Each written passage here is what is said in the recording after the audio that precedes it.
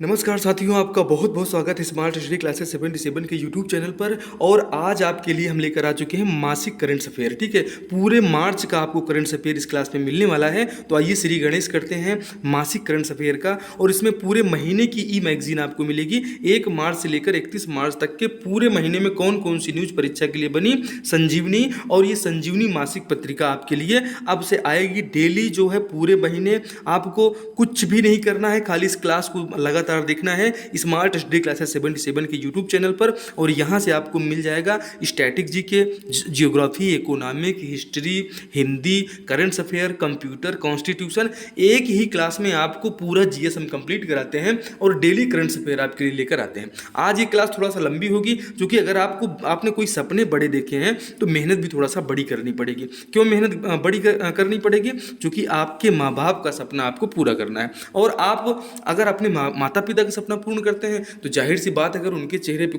खुशी और मुस्कान देखना है तो मेहनत आपको तो करनी पड़ेगी। ठीक है, चैनल पे नए हैं तो सब्सक्राइब कर लीजिए। और पीडीएफ चाहिए तो इस क्लास का हम आपको पीडीएफ भी देंगे दोस्तों। पसीने की स्याही से जो लिखते हैं अपने इरादों को, उनके मुकद्दर के पन्ने कभी कोरे नहीं हुआ करते। तो वाकई में अगर आप तैयार हैं तो इस क्लास को एंड तक देखिएगा, पूरा आपको मिलने वाला है, कुछ भी नहीं बचेगा जो है आपके एग्जाम में आने वाला। और एक बार एंड तक आप चलिए हमारे साथ, आपको करंट अफेयर से हम रूबरू कराते हैं। कि चैनल पर नए हैं तो सब्सक्राइब कर लीजिए। और पीडीएफ चाहिए तो टेलीग्राम ग्रुप SSC 77 लिख दीजिए टेलीग्राम में जाके, आपको ये हमारा चैनल मिल जाएगा। चलिए शुरू करते हैं। 36वें राष्ट्रीय खेल का आयोजन कहाँ पे किया गया था? तो 36वें राष्ट्रीय खेल का आयोजन भाई साहब कहाँ पे किया गया है? तो गुजरात में किया गया है। इसे आपको याद रख लेना है, ऑप्शन 2 में ये दिया गया है। दोस्तों ये जो खेल है ये हमारे छत्तीसगढ़ के लिए बहुत ही महत्वपूर्ण है क्योंकि छत्तीसगढ़ में इसमें 22वें स्थान पे हमारा छत्तीसगढ़ आया है। और इसमें हमने 2 गोल्ड मेडल हासिल किए थे। ठीक है, तो इसके बारे में हम आपको पूरी चीज़ें को बताते हैं। आइए देखिए, तो 36वें राष्ट्रीय खेल का आयोजन गुजरात में किया गया था। ठीक है, गुजरात में किया गया था। और जो इसका शुभंकर था, ये एग्जाम में पूछा जा सकता है कि 36वें राष्ट्रीय खेल का शुभंकर क्या था।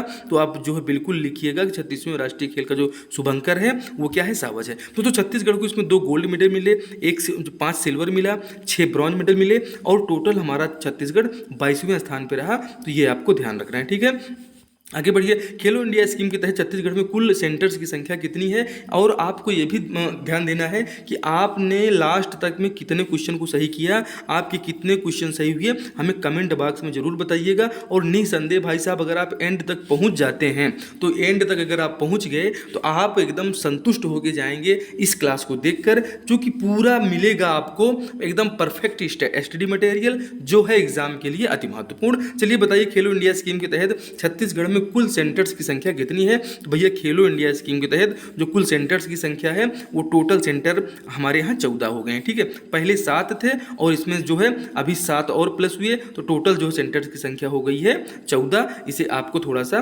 दिमाग में बैठा के रखना है। ठीक है, देखिए भाई साहब, अगला ललन टॉप फैक्ट क्या है इसका? ललन टॉप फैक्ट ये है इसमें कि स्वच्छता सर्वेक्षण पुरस्कार 2022 जो हुआ है, इसमें 1 लाख से अधिक आबादी वाले शहरों में छत्तीसगढ़ का जो अंबिकापुर है ये जो है 10वें स्थान पर है। ठीक है, और पूरे देश की बात किया जाए तो इसमें इंदौर आपका पहले स्थान पे आ जाता है। दोस्तों 1 लाख से कम आबादी वाले शहरों की बात करें तो इसमें जो है छत्तीसगढ़ का पाटन जो आपको दुर्ग जिले में मिल जाएगा और वो दूसरे स्थान पर है। और देश में प्रथम स्थान पर दोस्तों पंचगनी महाराष्ट्र है, 1 लाख से कम आबादी वाला। इसे आपको थोड़ा सा ध्यान रखना है। ठीक है, आगे बढ़े भाई साहब। देखिए इसको लल्लन टॉप को देखते चलिएगा और ये अति महत्वपूर्ण होगा कि जो आपकी परीक्षा में आपको मिलेगा। दोस्तों डॉक्टर राजेंद्र प्रसाद केंद्रीय विश्वविद्यालय कहाँ स्थित है? अब चलिए बताइए भाई साहब कि जो कहाँ है। पूसा समस्तीपुर बिहार, गौरी अमेठी, नरकटियागंज पश्चिमी चंपारण या संभाजीनगर महाराष्ट्र। आपसे पूछ लिया जाए संभाजीनगर का पुराना नाम क्या था भैया? तो संभाजीनगर का पुराना नाम था क्या? औरंगाबाद। ठीक है, औरंगाबाद आपको ध्यान रखना है, ये औरंगाबाद उसका पुराना नाम था। ठीक है, और जब एकनाथ शिंदे की सरकार जाने लगी तो जाते जाते इन्होंने ये एक काम जो है कर दिया कि भाई साहब ये तो बदल लें, नहीं तो बाद में पता नहीं मिले मौका कि ना मिले। तो जो इस प्रश्न का सही उत्तर हो जाएगा भाई साहब, इस प्रश्न का सही उत्तर है कि डॉक्टर राजेंद्र प्रसाद केंद्रीय कृषि विश्वविद्यालय ये पूसा में है। पूसा कहाँ पड़ता है? समस्ती बिहार जो है और समस्तीपुर बिहार में। ऑप्शन 1 आपका बिल्कुल पूरी तरह से सही हो जाएगा। ठीक है, आगे बढ़े भाई साहब। देखिए पूरा क्लास एंड तक देखना है आपको। संयुक्त राष्ट्र विकास कार्यक्रम के वैश्विक प्रमुख कौन है? अब इस संयुक्त राष्ट्र विकास कार्यक्रम भी आपको जान लेना चाहिए, एकदम स्पष्ट लिखा हुआ है। यूनाइटेड नेशन डेवलपमेंट प्रोग्राम जो होता है आपका, यही है आपका क्या? UNDP। और इसके जो भी वर्तमान में हेड हैं वो हेड है कौन? ऑप्शन 1 में दिया गया है अचीम स्टेनर्जी जी इसमें पूरी तरह से सही हो जाएंगे। तो ऑप्शन ए का आपका इसमें सही है। दोस्तों आगे देखते हैं, केंद्रीय वाणिज्य एवं उद्योग मंत्रालय द्वारा जारी ईज ऑफ डूइंग बिजनेस में आकांक्षी राज्यों की श्रेणी में छत्तीसगढ़ का स्थान क्या है? तो जो छत्तीसगढ़ का आपका स्थान हो जाता है, छत्तीसगढ़ इसमें सेकंड रैंक पे है। पहले रैंक पे आपको असम दिख रहा है और ये सेकंड रैंक पे हमारा छत्तीसगढ़ दिख रहा है। ये बिल्कुल पूरी तरह से सही है कि केंद्रीय वाणिज्य एवं उद्योग मंत्रालय द्वारा जारी ईज ऑफ डूइंग बिजनेस में आकांक्षी राज्यों की श्रेणी में छत्तीसगढ़ का स्थान क्या है? छत्तीसगढ़ सेकंड प्लेस पे है। ये आपको दिमाग में बैठा लेना है, ठीक है। आगे बढ़ें तो महिला बाल विकास विभाग छत्तीसगढ़ द्वारा आंगनवाड़ी केंद्रों में आयोजित किए गए वजन त्यौहार 2022 में सर्वाधिक कुपोषण दर छत्तीसगढ़ में कौन सा जिला है जो सबसे ज़्यादा कुपोषित है? तो भैया सबसे ज़्यादा कुपोषित आपको मिलेगा छत्तीसगढ़ का सुकमा सबसे ज़्यादा कुपोषित है। इसे आपको याद रख लेना है। ऑप्शन एक में एकदम स्पष्ट दिया गया है कि महिला बाल विकास विभाग छत्तीसगढ़ द्वारा आंगनबाड़ी केंद्रों में आयोजित किए गए वजन त्यौहार 2022 में सर्वाधिक कुपोषण दर किस जिले की है? तो सुकमा की हो जाएगी। ऑप्शन ए का आपका इसमें बिल्कुल पूरी तरह से सही है। आगे बढ़ें दोस्तों, भारतीय तटों के नाम पूछ ले जाते हैं। माफ कीजिएगा।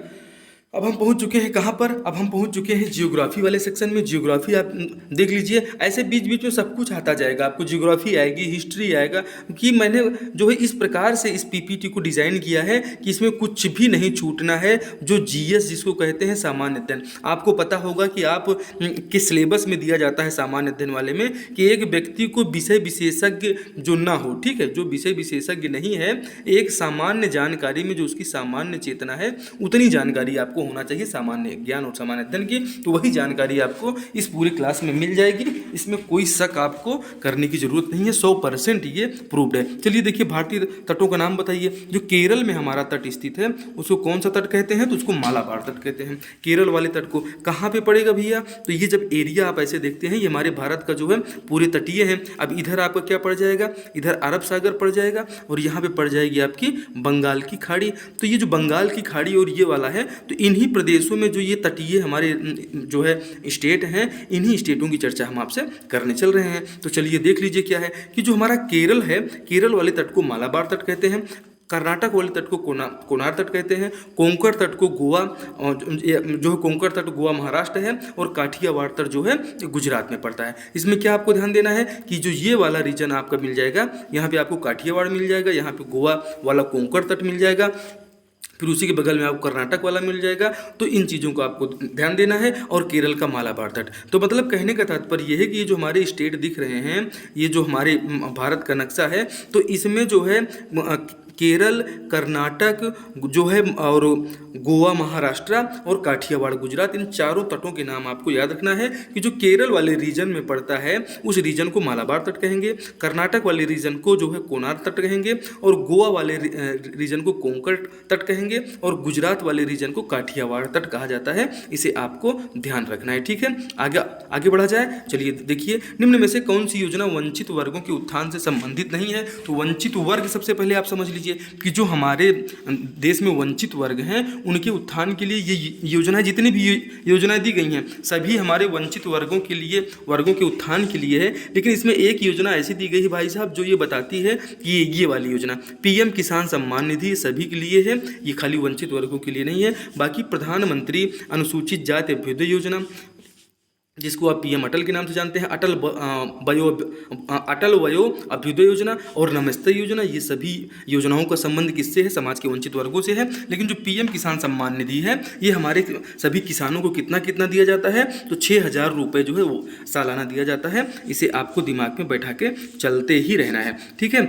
छोटे किसानों की सहायता के लिए भारत सरकार अब तक कितने रुपए भारत के कृषकों को प्रदान कर चुकी है भैया? एकदम अति महत्वपूर्ण, एकदम एग्जाम में आपके छप रहा है और आएगा, ठीक है। टोटल मार्च आप देख रहे हैं यहाँ पे, ये आपके एग्जाम में छप रहा है। और ऐसे ही प्रश्न तो एग्जाम में आ जाते हैं जिसको बताना मुश्किल हो जाता है कि छोटे किसानों की सहायता के लिए भारत सरकार अब तक कितने रुपए जो है भारत के कृषकों को प्रदान कर चुकी है। तो ये जो ऑप्शन आपका दिया गया है, ऑप्शन 1 इसमें आपका सही हो जाएगा। क्या है कि 2.40 लाख रुपए, लाख करोड़ रुपए जो है छोटे किसानों को मोदी सरकार प्रदान कर चुकी है। इसे आपको याद रखना है, ठीक है। आगे बढ़ा जाए।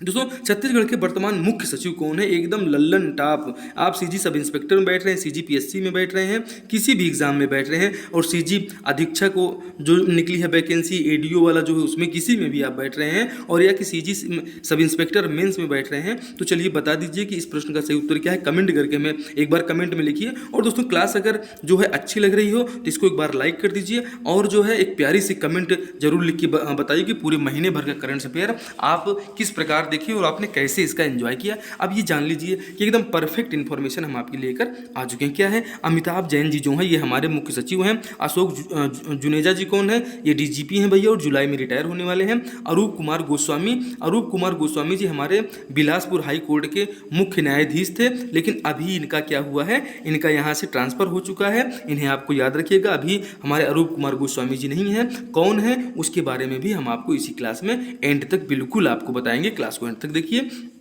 ठीक है। और अगर बात कर लिया जाए, ये जो पिक्चर दिख रही है आपको ऑप्शन 4 में जो दिया गया है श्रीमती सुप्रभा हरिचंदन, तो हमारे जो राज्यपाल महोदय हैं विश्वभूषण हरिचंदन, उनकी पत्नी महोदया हैं, ठीक है, उनकी पत्नी महोदया हैं विश्वभूषण हरिचंदन की, जो हमारे छत्तीसगढ़ की पहली लेडी मानी जाएंगी, ठीक है। तो ये राज्यपाल की पत्नी है जिनका नाम है श्रीमती सुप्रभा हरिचंदन। इन्हें आपको थोड़ा सा याद रखना है चंदन लगा के, ठीक है भाई साहब। भारत में कुल कितने राज्य हैं इस समय? माफ कीजिएगा, भारत में कुल कितने जिले हैं? तो भैया जिलों की संख्या अगर हम देखें तो अभी वर्तमान में भारत में 764 जिले हो चुके हैं टोटल, ठीक है। और सबसे ज़्यादा जिले अगर पूछ लिया जाए तो बता दीजिएगा, बुलडोजर वाले बाबा की नगरी उत्तर प्रदेश, भगवान राम की नगरी अयोध्या वाली उत्तर प्रदेश में, ठीक है। तो अभी वर्तमान में ऑप्शन एक आपका सही हो जाएगा। हमारे देश में कुल कितने जिले हैं पूछा जाएगा तो आपको बताना है। ऐसे प्रश्न आते हैं, ठीक है। अब की बार तो टोटल थानों की संख्या पूछ ली गई थी सीजी सब इंस्पेक्टर एग्जाम में। दोस्तों हाल ही में एनटीपीसी वर्तमान में कोयला, गैस, हाइड्रो, सौर और पवन संयंत्रों के माध्यम से देश में विद्युत की कितनी प्रतिशत मांग को पूरा करता है? तो जो हमारा एनटीपीसी है, एनटीपीसी कितनी मांग को पूरा करेगा भैया? तो सबसे पहले इसका फुल फॉर्म जान लीजिए। एनटीपीसी का फुल फॉर्म क्या होता है? नेशनल थर्मल पावर कारपोरेशन है, और हमारे देश के 24% जो है विद्युत की मांग को पूरा करता है हमारा एनएमडीसी, जिसे आपको याद रखना है, ठीक है। तो ऑप्शन एक इसमें आपका सही हो जाएगा। दोस्तों लल्लन टॉप में देख लीजिए, अति महत्वपूर्ण लल्लन टॉप कि देश की सबसे बड़ी एकीकृत विद्युत उत्पादक कंपनी एनटीपीसी ने उत्तरी कर्णपुरा सुपर क्रिटिकल प्लांट का पहला वातानुकूलित कंडेंसर झारखंड राज्य में प्रारंभ किया है। तो ये एकदम छपेगा भाई साहब, आप भी छाप के रख लीजिए कि क्या है, कर्णपुरा में सुपर क्रिटिकल प्लांट का पहला वातानुकूलित कंडेंसर। ये एग्जाम में आया हुआ है, ठीक है, पूछा गया है, एकदम करंट अफेयर का एकदम लल्लन टॉप फैक्ट है ये। और दोस्तों इसमें अति महत्वपूर्ण ये जाता है दूसरा फैक्ट कि 1 मार्च 2023 को 660 मेगावाट की पहली इकाई का वाणिज्यिक परिचालन प्रारंभ कर दिया गया। तो इससे फायदा क्या होगा? एक साल में करीब 30.5 MCM पानी की बचत होगी। किससे होगी? ये जो सुपर क्रिटिकल पावर प्लांट लगा है, जो हमारा वातानुकूलित कंडेंसर लगा है झारखंड में, इससे 30.5 MCM पानी की बचत होगी। इसे आपको दिमाग में एकदम बैठा के अब आगे बढ़ना है, ठीक है। दोस्तों आगे देखिए, प्रधानमंत्री ने 51 किलोमीटर लंबे, अति महत्वपूर्ण, एकदम एग्जाम में छप रहा है, ठीक है। आप देखिए ऐसे ही प्रश्न आते हैं। प्रधानमंत्री ने 51 किलोमीटर लंबे यांगती ताली सड़क का निर्माण कार्य पूरा होने से अरुणाचल प्रदेश का ताली पहली बार जुड़ा सड़क मार्ग से। दोस्तों ये जो हमारा अरुणाचल प्रदेश का एरिया है, आप जानते हैं कि जो चाइना के साथ बहुत ज़्यादा अपना बॉर्डर शेयर करता है, और चाइना कहता है कि भाई अरुणाचल प्रदेश भी हमारा है, ठीक है। तो अरुणाचल प्रदेश भी हमें लगता है कि इनको देना पड़ेगा भाई साहब, है ना। ये अरुणाचल प्रदेश भी लेना चाहते हैं चाइना वाले, तो इनको चाइना वालों को चियांग पियांग को तो ऐसी हालत किया जाएगा कि इनकी हालत ख़राब कर देंगे। ये आया है हमारा जो है अरुणाचल प्रदेश लेने, इनको कुछ नहीं मिलने वाला है, ये हमारा भारत का है। और इससे जो है अभी पहली बार क्या हुआ है कि जो एक जो है एरिया है जिसका नाम है ताली, ये पहली बार सड़क संपर्क से जुड़ा है। इसके लिए कितने किलोमीटर सड़क बनाई गई है? तो 51 किलोमीटर ये सड़क बनाई गई है। इसे आपको याद रख लेना है, ठीक है। आगे बढ़े भाई साहब, एकदम अति महत्वपूर्ण है, ऐसे देखते चलिए आप। सर्वश्रेष्ठ साहसिक पर्यटन गंतव्य का पुरस्कार किस राज्य को मिला? चलिए बताइए। इसमें ऑप्शन 1 में जम्मू कश्मीर, 2 में असम, अरुणाचल प्रदेश, छत्तीसगढ़। तो भैया सर्वश्रेष्ठ साहसिक पर्यटन का गंतव्य का पुरस्कार किसको मिला है? तो ये मिला है भैया जम्मू कश्मीर को, ठीक है। किस लिए मिला है? आप जानते हैं कि आतंकवादियों का एरिया है, और उस आतंकवादियों के एरिया को हाल ही में जो है क्या किया गया है, धारा जो है 370 हटाई गई है, और इसीलिए वहाँ पे पर्यटन करना तो भाई बहुत खतरे से खाली नहीं है। इसीलिए सर्वश्रेष्ठ साहसिक पर्यटन गंतव्य का पुरस्कार किसे मिला है, तो हमारे JNK को मिला है। इसे जम्मू एंड कश्मीर को आपको दिमाग में बैठा के चलना है। बढ़ते हैं आगे, ऑप्शन एक आपका इसमें बिल्कुल पूरी तरह सही हो जाएगा। निम्नलिखित में से छत्तीसगढ़ सरकार द्वारा 28 जुलाई 2020 को प्रारंभ की गई योजना नहीं है। अब ये देखिए भाई साहब, एकदम लल्लन टॉप क्वेश्चन आ रहा है, गौमूत्र खरीदी योजना। तो आपको नहीं पता हो तो आप जान लीजिए कि गौमूत्र जो है छत्तीसगढ़ सरकार खरीदती है, ठीक है। और गौमूत्र ही नहीं, यहाँ पे गोबर की भी खरीदी होती है, इसे भी आपको याद रखना है, ठीक है। अब इसमें हम देख लेते हैं कि इसका सही उत्तर क्या हो जाएगा, कि गौमूत्र खरीदी योजना, मुख्यमंत्री महतारी न्याय रथ योजना, या कौशल्या मातृत्व योजना। तो भैया 28 जुलाई 2020 को जो योजना प्रारंभ हुई थी उसका नाम है गौमूत्र खरीदी योजना और मुख्यमंत्री न्याय रथ योजना। ये जो कौशल्या मातृत्व योजना प्रारंभ हुई है, ये कब प्रारंभ हुई है, आइए इसके बारे में भी हम आपको पूरी जानकारी देते हैं, ठीक है। दोस्तों, CMIEE के ताज़ा आंकड़ों के अनुसार देश के किस राज्य में सबसे कम बेरोजगारी दर है। तो भैया ये सबसे कम बेरोजगार जो बेरोजगारी दर है, ये बेरोजगारी सबसे कम कहाँ है, तो हमारे छत्तीसगढ़ में। छत्तीसगढ़ में पूरे देश में जो है सबसे कम लोग बेरोजगार हैं। सबसे कम बेरोजगारी दर आपको मिलेगी तो कहाँ मिलेगी, छत्तीसगढ़ में मिलेगी, ठीक है। उस वाले प्रश्न का भी उत्तर हम आपको बहुत जल्दी बता रहे हैं। आपको पूरी जो है क्लास को देखते हुए चलना है, सभी प्रश्नों के उत्तर आपको मिल जाएंगे, ठीक है।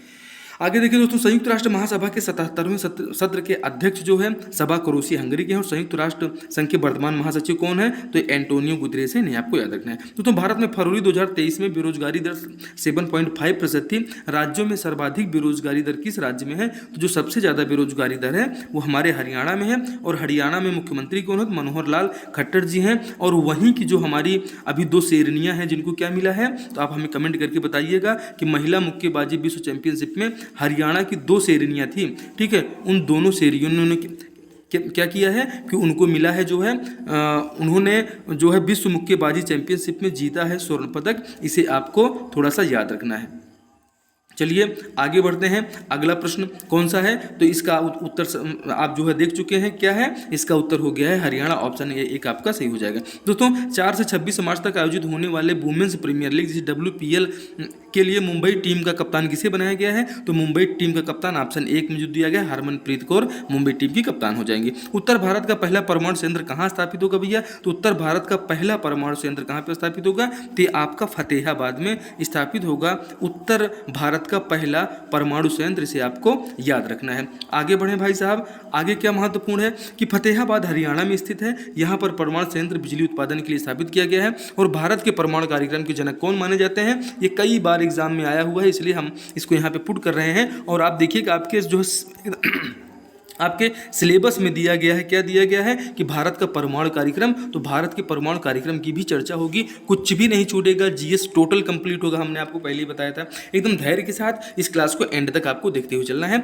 भारत के परमाणु कार्यक्रम के जनक कौन है, तो होमी जहांगीर भाभा है, इन्हें आपको याद रखना है दोस्तों। और जो लल्लन टॉप फैक्ट्स देख लेते हैं कि भारत में परमाणु परीक्षण पहली बार 1974 पोखरण राजस्थान में हुआ था, और इसको नाम दिया गया था ऑपरेशन स्माइलिंग बुद्धा। कब हुआ था, तो भारत में पहली बार जो है 1974 में पोखरण में जो है परमाणु परीक्षण हुआ था। उस समय हमारे APJ अब्दुल कलाम जो है आप देखेंगे कि जब 98 वाला आप यहाँ देख रहे हैं कि दूसरा परमाणु परीक्षण वाले में कि 1998 में ये भी पोखरण में हुआ है, लेकिन जैसलमेर, और इसको नाम क्या दिया गया था, नाम पूछा जाता है, ठीक है। इसको नाम दिया गया था ऑपरेशन शक्ति। और जो पहला परमाणु परीक्षण हुआ था उसको नाम दिया गया था ऑपरेशन स्माइलिंग बुद्धा। पहला परमाणु परीक्षण कब हुआ था, 1974 में हुआ था। दूसरा कब हुआ था, 1998 में हुआ था। 1998 में हमारे PM कौन थे, हमारे PM थे पंडित जो है अटल बिहारी वाजपेयी। और 1974 में जब हुआ था उस समय कौन थी, तो भैया उस समय हमारी आयरन लेडी श्रीमती इंदिरा गांधी जी थी। उन्हें आपको याद रखना है, और उन्हीं के नाती हैं। अगर आपने ध्यान दिया हो तो अभी राहुल गांधी जी को लोकसभा से क्या कर दिया गया है, बहिष्कृत कर दिया गया है राहुल गांधी जी को। और जो है किस मामले में, इनको 2 साल का जो है एक हेट स्पीच के मामले में इनको 2 साल की सजा हुई है। और वो सजा की माफ़ी के लिए अभी भाई साहब आगे भी नहीं बढ़ रहे हैं कि इनको हाई कोर्ट जाके वहाँ पर रोक लगाना चाहिए, लेकिन भाई साहब पूरे देश में आंदोलन करवा रहे हैं और राजनीतिक फायदा जो है लेना चाहते हैं। यही इनका जो मुख्य टारगेट है। तो भारत में परमाणु परीक्षण पहली बार कब हुआ, 1974 पोखरण राजस्थान में, जिसका नाम था ऑपरेशन स्माइलिंग बुद्धा। दूसरा परमाणु परीक्षण 1998 में हुआ, उसका नाम था जो है जैसलमेर, और नाम था ऑपरेशन शक्ति। जो है चूँकि हमारे अटल बिहारी वाजपेयी जी बेहद ही धार्मिक प्रवृत्ति के व्यक्ति थे, इसीलिए। अब देखिए, क्या ये नहीं पूछा जा सकता? आप बताइए, एक बार कमेंट करके जरूर बताइएगा, कैगा परमाणु संयंत्र कहाँ है? कर्नाटक में है। कर्नाटक में भी 224 विधानसभा सीटों के लिए चुनाव जो है हो रहे हैं, और वहाँ पे आप देखिए कि एक सक्षम ऐप जो चुनाव आयोग ने जारी किया है, इसके बारे में भी हम बताएंगे कि जिससे विकलांग लोग जो है अपने मोबाइल से वोट दे सकते हैं। और वहाँ पर अभी चुनाव आयोग ने 80 साल से अधिक के लोगों के लिए, जब बात यहाँ कर्नाटक की गई है, तो कर्नाटक के बारे में जो महत्वपूर्ण चीज़ें हम आपको बताते चलते हैं। बाकी पूरी स्लाइड आपके लिए इतनी स्लाइड्स हैं कि हम ये जो है चाहेंगे कि जब तक हम जो है इस क्लास को ले पाएँ, और हम ये प्रयास करेंगे कि एंड तक कुछ भी आपके लिए छूटने ना पाए, ठीक है। देखिए, कैगा परमाणु संयंत्र कहाँ है? कर्नाटक में है। तारापुर परमाणु संयंत्र महाराष्ट्र में है। काकरापारा परमाणु संयंत्र गुजरात में है। और नरोरा परमाणु संयंत्र हमारे बुलडोजर वाले बाबा उत्तर प्रदेश की नगरी अयोध्या, ठीक है। आप इसे याद रखिएगा। तो 4 परमाणु संयंत्रों के बारे में बार बार एग्जाम में आता है। कैगा परमाणु संयंत्र कर्नाटक, तारापुर परमाणु संयंत्र महाराष्ट्र, और काकरा परमाणु संयंत्र गुजरात, नरोरा परमाणु संयंत्र उत्तर प्रदेश। आपको इन चीज़ों को दिमाग में बैठाते हुए आगे हमको बढ़ते हुए चलना है। दोस्तों, बात कर लेते हैं कलपक्कम की। तो कलपक्कम और कुडनकुलम, ये दोनों परमाणु संयंत्र हमारे तमिलनाडु में पड़ेंगे, और जहाँ के मुख्यमंत्री हैं MK स्टालिन जी, इन्हें आपको याद रखिएगा। और यहीं पे जो है जो हमारे क्या बेलन और जो है बेल्ली जो हैं, जो कौन है कि जो एक हमारा जो है अंतर्राष्ट्रीय मूवी है, आपने देखा है कि उसमें 95वें जो है ऑस्कर अवार्ड, ठीक है। ये जो भी ऑस्कर अवार्ड 2023 में प्रदान किए गए, तो ये 95वां ऑस्कर अवार्ड था। इसी 95वें ऑस्कर अवार्ड में जो बेस्ट डॉक्यूमेंट्री है हमारी, उसका नाम है द एलिफेंट विस्पर्स, ठीक है। तो जो द एलिफेंट विस्पर्स के लिए क्या मिला है? उसको ऑस्कर अवार्ड मिला है। ये यही तमिलनाडु में स्थित है, इसे आप याद रखिएगा। मुख्यमंत्री पूछ लिया जाए तो MK स्टालिन को बिल्कुल मत भूलिएगा, ठीक है। सबसे बड़ा परमाणु संयंत्र कौन सा है? तो यही तमिलनाडु वाला ही है, जिसका नाम है कुडनकुलम। इसे आपको थोड़ा सा दिमाग में बैठा के रखना। कुडनकुलम परमाणु संयंत्र, इसे रूस की सहायता से स्थापित किया गया था। एकदम हम सिलेबस के अनुरूप चल रहे हैं। अगर आप CG सब इंस्पेक्टर के एग्जाम में बैठ रहे हैं भाई साहब, CG सब इंस्पेक्टर मेंस अगर आप दिला रहे हैं, तो एकदम CG सब इंस्पेक्टर के मेंस के पैटर्न पे हम आपको लेकर आ रहे हैं, ठीक है। एकदम मेंस में जो भी आपको GS दिया गया है, वो मेंस जो है आपको इसी क्लास से हम GS क्वालिफाई कराएंगे पूरी तरह से, ठीक है। आगे देखिए, राष्ट्रीय युवा संसद महोत्सव 2023 के चौथे संस्करण का आयोजन कहाँ किया गया भैया? तो इसके चौथे संस्करण का जो आयोजन किया गया है, संसद भवन नई दिल्ली में किया गया है। राष्ट्रीय युवा संसद महोत्सव 2023 वाला आपको याद रखना है जो है। अब हम बढ़ते हैं आगे, और अगली स्लाइड होगी बेहद महत्वपूर्ण, क्योंकि इस स्लाइड से क्वेश्चन कई बार जो है छत्तीसगढ़ में पूछे गए हैं कि 70.28%, ठीक है भाई साहब, 70.28% जो है 2011 की जनगणना के अनुसार छत्तीसगढ़ की साक्षरता दर है। कितना? 70.28 जो है हमारे यहाँ के लोग साक्षर हैं। छत्तीसगढ़ वालों के लिए बिल्कुल खास हो जाएगा कि 2011 की जनगणना के अनुसार छत्तीसगढ़ की साक्षरता दर कितनी है? तो 70.28 है ये छत्तीसगढ़ की साक्षरता दर, इसे आपको याद रखना है। आज़ादी का अमृत महोत्सव जो कि पूरा जो है भारत मना रहा है, तो आज़ादी का अमृत महोत्सव जो है किस अवधि को भारत सरकार द्वारा अमृत काल के रूप में जो है चिन्हित किया गया है? तो ये जो अमृत काल चिन्हित किया गया भाई, इसमें आपको 4 ऑप्शन दिए गए हैं, 2020 से 45, 21 से 46, 22 से 47। तो हमारा 2022 से 2047 तक का जो ये इरा है, ये जो पीरियड है, इसी पीरियड को सरकार ने अमृत काल के नाम से जो है संबोधित किया है। और इस अमृत काल के लिए बहुत सारे देश भर में कार्यक्रम भी चल रहे हैं। तो इस प्रश्न का सही उत्तर हो जाएगा ऑप्शन 3, 2022 से 2047 तक की अवधि को भारत सरकार ने अमृत काल के रूप में चिन्हित किया है। दोस्तों, निम्न में से मिलेट ईयर क्या है? तो आप जानते हैं कि मिलेट किसको कहते हैं। तो आप अगर मोटा अनाज कह देंगे तो आपकी क्या हो जाएगी? आपकी कुटाई हो जाएगी। चूंकि इसको नाम क्या दे दिया गया है? इसको नाम दे दिया गया है श्री अन्न। चूंकि श्री अन्न हमारे पूर्वज लोग खूब एकदम चाव से खाते थे और 90-90, 100-100 साल जीते थे। लेकिन आज के लोग क्या है कि जो है भाई चाउमीन, पिज्ज़ा, बर्गर से इनको फुर्सत ही नहीं मिल रही है। तो हमारे देश में जो है आप देखें, छत्तीसगढ़ तो उसमें और ज़्यादा आगे है कि यहाँ पे मोटे अनाजों को जो है MSP के मूल्य पर खरीदा जा रहा है, ठीक है। छत्तीसगढ़ सरकार मोटे अनाजों के संरक्षण में बहुत अच्छा कार्य कर रही है कि यहाँ पे MSP पे किसानों से खरीदी कर रही है। और साल 2023 को संयुक्त राष्ट्र द्वारा PM मोदी जी के आग्रह पे 2023 को क्या किया गया है? तो इसको अंतर्राष्ट्रीय मिलेट ईयर या मोटे अनाजों का वर्ष भी से आप हिंदी में कह सकते हैं। मोटे अनाजों का वर्ष। मोटे अनाज कौन कौन से होते हैं, जैसे छत्तीसगढ़ वाले एकदम समझ लें, रागी, कोदो, कुटकी, ये सब मोटे अनाज में आते हैं, ठीक है। आप उसके बाद आप जौ आ जाइए, इन चीज़ों को आप खाएंगे, मक्का आप खाएंगे तो आप हमेशा ज़्यादा से ज़्यादा जीवन अपना जी पाएंगे, इंजॉय कर पाएंगे, ठीक है। तो ये मोटे अनाज हो गए। 2023 को इंटरनेशनल मिलेट्स ईयर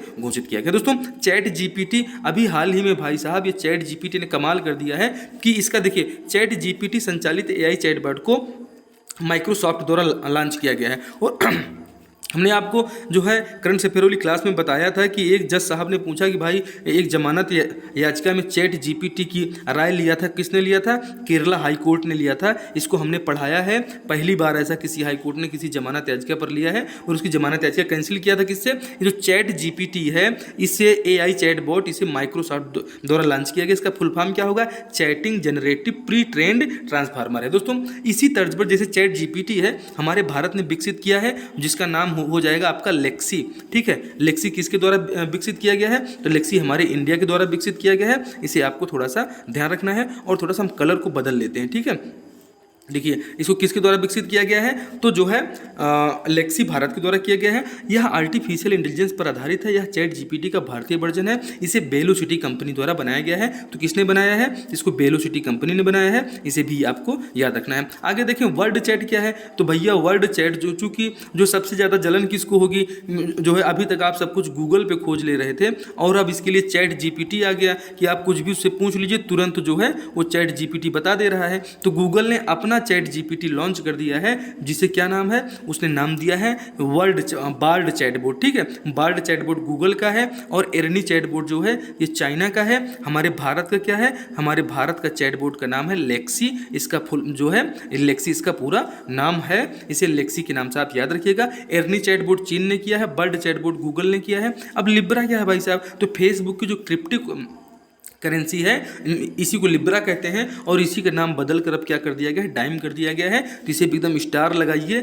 ये एकदम स्लाइड आपको एकदम दिखने वाली है, क्योंकि आर्टिफिशियल इंटेलिजेंस की चर्चा पूरी दुनिया में चल रही है कि जो है ये आर्टिफिशियल इंटेलिजेंस जो आ रहे हैं ये लोगों की नौकरी लेने के लिए तैयार हैं। ये बोल रहे हैं कि भैया हमको आप क्या बना दीजिए, हमको ट्रांसलेटर बना दीजिए, हमको किसी कंपनी का बाबू बना दीजिए। आप वहाँ जो है किसी कर्मचारी को आप बोलते हैं 8 घंटे काम करो, इसको लगा दो 24 घंटे काम करते रहेगा, क्योंकि है तो मशीन ही, लेकिन इसके अंदर कृत्रिम बुद्धिमत्ता है। आर्टिफिशियल इंटेलिजेंस का फुल फॉर्म या कि हिंदी में उसको आप जो है कृत्रिम बुद्धिमत्ता कहते हैं, ठीक है। आगे बढ़िए, राष्ट्रीय बाल अधिकार संरक्षण आयोग के अध्यक्ष अभी वर्तमान में कौन है भैया, तो ये एकदम एग्जाम में आया वाला क्वेश्चन है, करंट अफेयर एकदम हाल ही में भी पूछा गया था कि श्री प्रियांक कानून को जो है ये राष्ट्रीय बाल अधिकार संरक्षण आयोग के अध्यक्ष हैं, इन्हें आपको याद रखना है। स्मृति ईरानी जी क्या है, स्मृति ईरानी जी सांसद है, कहाँ से, राहुल गांधी जी को इन्होंने हरा के कहाँ भेज दिया, वायनाड भेज दिया, और अभी वायनाड से बेचारे भी उनकी लोकसभा सदस्यता चली गई है, ठीक है। तो ये स्मृति ईरानी अमेठी की सांसद हैं, इन्हें आपको याद रखना है।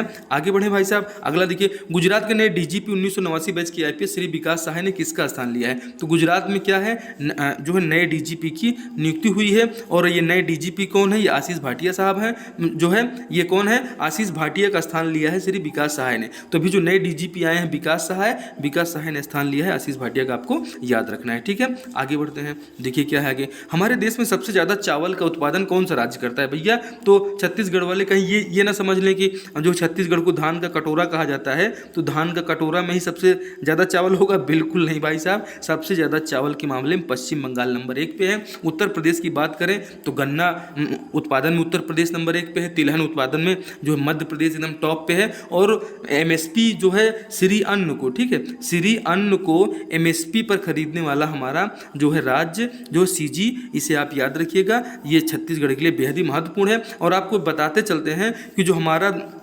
नगरी दुबराज है, ठीक है, इसको अभी क्या मिला है, ये नगरी दुबराज को जीआई टैग मिला है, इसे आपको याद रखना है। नगरी दुबराज को क्या मिल गया है, जीआई टैग। जीआई टैग का मतलब क्या होता है, जियोग्राफिकल इंडिकेशन, जो है पहली बार किसको, दार्जिलिंग की चाय को मिला है, तो वही जीआई टैग मिल चुका है। इसके बाद जीआई टैग छत्तीसगढ़ को और भी मिला है, वो कहाँ मिला है, तो भैया जो जीरा फूल चावल है, इससे पहले जीरा फूल चावल में भी हमारे छत्तीसगढ़ को क्या मिला है जो है, तो जीआई टैग मिल चुका है। इसे भी थोड़ा सा आपको याद रखना है। अगले प्रश्न की तरफ बढ़ते हैं। दुधवा राष्ट्रीय उद्यान कहाँ है, तो दुधवा राष्ट्रीय उद्यान में अभी हाल ही में जो गिद्ध है ना, ये जो वल्चर होते हैं जिसको गिद्ध कहते हैं, ये गिद्ध बिल्कुल विलुप्त प्रजाति हो चुकी है और ये भी हाल ही में दुधवा नेशनल पार्क में देखे गए हैं। इसलिए उत्तर प्रदेश आपको याद रखना है कि उत्तर प्रदेश में पड़ता है दुधवा नेशनल पार्क। बढ़ते हैं आगे। तो लल्लन टॉप की बातें देख लेते हैं। क्या है लल्लन टॉप, एकदम एग्जाम में यहीं से प्रश्न आता है। देखिए, नाथन लायन भारत के खिलाफ 112 विकेट लेने वाले ये स्पिनर बन चुके हैं, ठीक है। इससे पूर्व श्रीलंका के मुथैया मुरलीधरन ने 109 विकेट लिया था।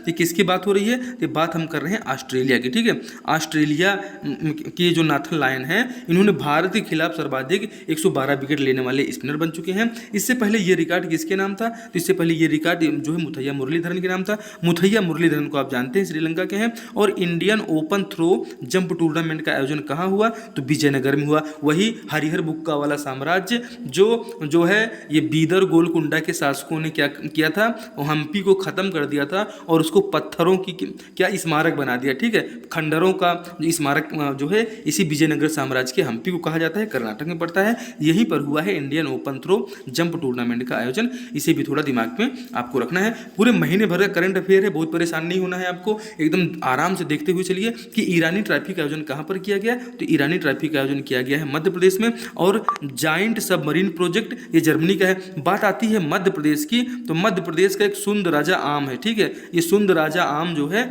इसको अभी हाल ही में जीआई टैग मिला है। ये मध्य प्रदेश का सुंद राजा आम। और मध्य प्रदेश के मुरैना में एक गजक पाई जाती है, ठीक है। बहुत टाइप की गजक होती है, उस मुरैनी नहीं भाई साहब, मुरैना है, ठीक है। मुरैना को क्या मिला है, जो मुरैना वाली गजक है उस गजक को भी जीआई टैग मिला है। तो जो है मध्य प्रदेश के दो चीज़ों को मिला है, एक वहाँ का जो है सुंद राजा आम हो जाएगा और मुरैना की गजक हो जाएगी। इन दोनों को भी जीआई टैग मिला है। जब बात एमपी की आएगी, जिस स्टेट की बात आएगी जो उसमें महत्वपूर्ण करंट अफेयर है वो हम आपको बिल्कुल बताते हुए चलेंगे। जाइंट सबमरीन प्रोजेक्ट ये दोस्तों जर्मनी के सहयोग से चलाया जा रहा है। और आगे देखिए, दक्षिण कोरिया के इंचियोन में हो रहे अंतर्राष्ट्रीय एशिया कप सॉफ्टबॉल में कवर्धा की शेरनी कविता सिन्हा का हुआ चयन। तो इन्हें आपको याद रखना है। कविता सिन्हा कहाँ की हैं, कविता सिन्हा जो है हमारे छत्तीसगढ़ में। छत्तीसगढ़ में हमारे कवर्धा जिले को आप याद रखना है, ठीक है। कवर्धा जिले की हैं ये शेरनी कविता सिन्हा। इनका चयन कहाँ हुआ है, इंचियोन में हो रहे हैं अंतर्राष्ट्रीय एशिया कप सॉफ्टबॉल में हुआ है। इसे भी थोड़ा सा आपको याद रखना है दोस्तों। क्लास बेहद ही महत्वपूर्ण है, बहुत ही इंपॉर्टेंट जीके हम आपके लिए लेकर आए हैं। अब ये देखिए, त्रिपुरा में दोस्तों टोटल विधानसभा सीट 60 हैं। और यहाँ पे जो है बीजेपी को कितना मिला था, तो बीजेपी गठबंधन को मिली थी जो है मात्र 33 सीट, और कांग्रेस को जो है ओनली 3 सीट, और अन्य जो है कांग्रेस से आगे ही थे। तो इसे भी थोड़ा सा आपको याद रखना है त्रिपुरा में, ठीक है। बात कर लेते हैं नागालैंड की। तो नागालैंड में भी आप देखते हैं अभी वहाँ पे इलेक्शन हुए हैं, और उसी इलेक्शन में क्या है कि 60 सीट जो है इसमें टोटल विधानसभा सीट 60 हैं, और 37 जो है बीजेपी को मिली हैं, और बीजेपी ने वहाँ अपनी सरकार बना ली है, और कांग्रेस का वहाँ पर खाता भाई साहब नहीं खुला है, ठीक है। आगे बढ़ते हैं। अगला प्रश्न बहुत ही महत्वपूर्ण है। मेघालय तो एक ऐसा एरिया है कि जहाँ की भाई कोनराड संगमा को आप याद रखिएगा, ये कोनराड संगमा, ठीक है। कोनराड संगमा अति महत्वपूर्ण है और एग्जाम में बार बार पूछे जा रहे हैं, क्योंकि इन्होंने अपने दम पे जो यहाँ की एनपीपी है, एनपीपी ने 25 सीट जीता है, और मुख्यमंत्री वो फिर से जो है बन गए हैं। कोनराड संगमा को आपको याद रखना है, ठीक है। आगे बढ़े। अगली स्लाइड भी एकदम इंपॉर्टेंट होगी। इसमें से क्या पूछा जा सकता है कि मेघालय जो है, मेघालय में टोटल विधानसभा सीट कितनी है, तो 59 है। अभी मेघालय में किस पार्टी की सरकार है, तो वहाँ पे एनपीपी है, ठीक है। एनपीपी की सरकार है, इसी के हेड कोनराड संगमा है। आइए इसके बारे में और भी कुछ हम आपको बताने वाले हैं। अगला देखिए, माफ कीजिएगा, मेघालय विधानसभा चुनाव के नतीजों एनपीपी को बहुमत दिलाने वाली पार्टी के प्रमुख कौन है, तो इसी पार्टी के प्रमुख कौन है, कोनराड संगमा जी। इन्हें आप याद रखिएगा। खूबचंद बघेल हमारे छत्तीसगढ़ से संबंधित हैं, और डॉक्टर रमन सिंह जो है ये हमारे छत्तीसगढ़ के पूर्व मुख्यमंत्री हैं, इन्हें भी याद रखना है। और वर्तमान मुख्यमंत्री भूपेश बघेल जी को आप जान ही रहे हैं। आगे बढ़ते हैं। छत्तीसगढ़ राज्य शासन ने पूरे प्रदेश में शिशु संरक्षण माह कार्यक्रम को शुभारंभ कब किया भैया, अति महत्वपूर्ण छपेगा, ठीक है। स्टार लगाइए एग्जाम में में आ रहा है कि 28 फरवरी 2023 को पूरे प्रदेश में शिशु संरक्षण माह का शुभारंभ जो है हमारे भूपेश बघेल जी ने किया है। दोस्तों क्वाड क्या होता है, अति महत्वपूर्ण है, जिससे डर लगता है पाकिस्तान को, जिससे डर लगता है कि आतंकवाद के विरुद्ध। तो दोस्तों क्वाड का पिता किसे कहा जाता है? क्वाड का पिता प्रधानमंत्री मोदी जी को कहा जाता है। क्वाड में है कौन कौन से देश? तो ऑस्ट्रेलिया आपको ले लीजिए, जापान को ले लीजिए, अमेरिका को ले लीजिए जिसे आप यूएसए कहते हैं, और उसके बाद हमारा इंडिया। यही 4 देशों के संगठन को क्वाड देश कहा जाता है। और इसकी बैठक कहाँ पे हुई थी? इसकी पहली बैठक जो है दोस्तों आतंकवाद निरोधी, ठीक है, आतंकवाद के विरुद्ध में पहली बैठक इसकी अमेरिका में इसी साल में आयोजित की जाएगी। ठीक है, इसे आपको याद रखना है। ठीक, आगे बढ़ें। एकदम इंपॉर्टेंट क्लास है भाई साहब, और मेहनत अगर आपको अच्छी लग रही हो तो वीडियो को लाइक कर दीजिए और अपने दोस्तों में एक बार शेयर करके आइए और लाइक करिए, और अपने कम से कम 5 दोस्तों में आप जो है इस वीडियो को जरूर शेयर कीजिए, जिससे हमारी टीम का जो है हौसला और उत्साह दोनों आगे बढ़ेगा। दोस्तों BCCI के अध्यक्ष कौन है? तो भाई साहब ये अमित शाह जी के पुत्र जो हैं, जय शाह जी जो हैं, ये अभी हमारे BCCI के जो है क्या हैं, सचिव हैं। इन्हें आपको याद रखना है। ठीक है भाई साहब, आगे बढ़ें।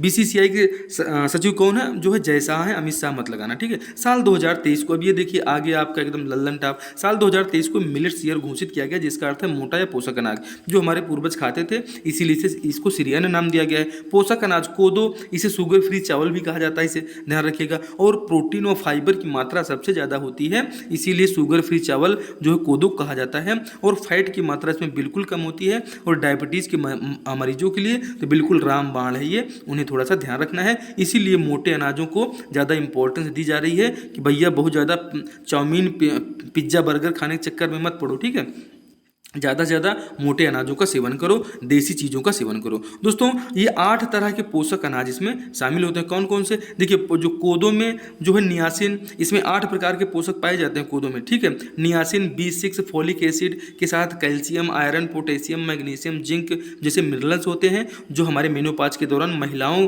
के लिए कोदो खाना बेहद ही फायदेमंद होता है। कि महिलाओं को जब मेनोपॉज होता है तो अगर वो ये कोदो वाला चावल खाती हैं तो उनके लिए बेहद ही ये फायदेमंद हो जाता है। आगे बढ़ते हैं। साल 2023 का मिलेट्स ईयर, लेकिन ये भी ध्यान देना, अगर कहीं ज़्यादा सेवन कर लिए भाई तो पेट भी खराब हो जाएगा, फिर क्या हो जाएगी, हड़बड़ी में गड़बड़ी हो जाएगी। आइए देखते हैं अगली स्लाइड क्या है। छत्तीसगढ़ का आर्थिक सर्वेक्षण 2022-23, यहाँ से क्वेश्चन आते ही आते हैं एकदम, आप देख लीजिए किसको किसने प्रस्तुत किया था। तो हमारे योजना एवं आर्थिक सांख्यिकी मंत्री अमरजीत भगत ने पेश किया था छत्तीसगढ़ का आर्थिक सर्वेक्षण। ये वही मंत्री हैं जिनके द्वारा ये पेश किया गया था।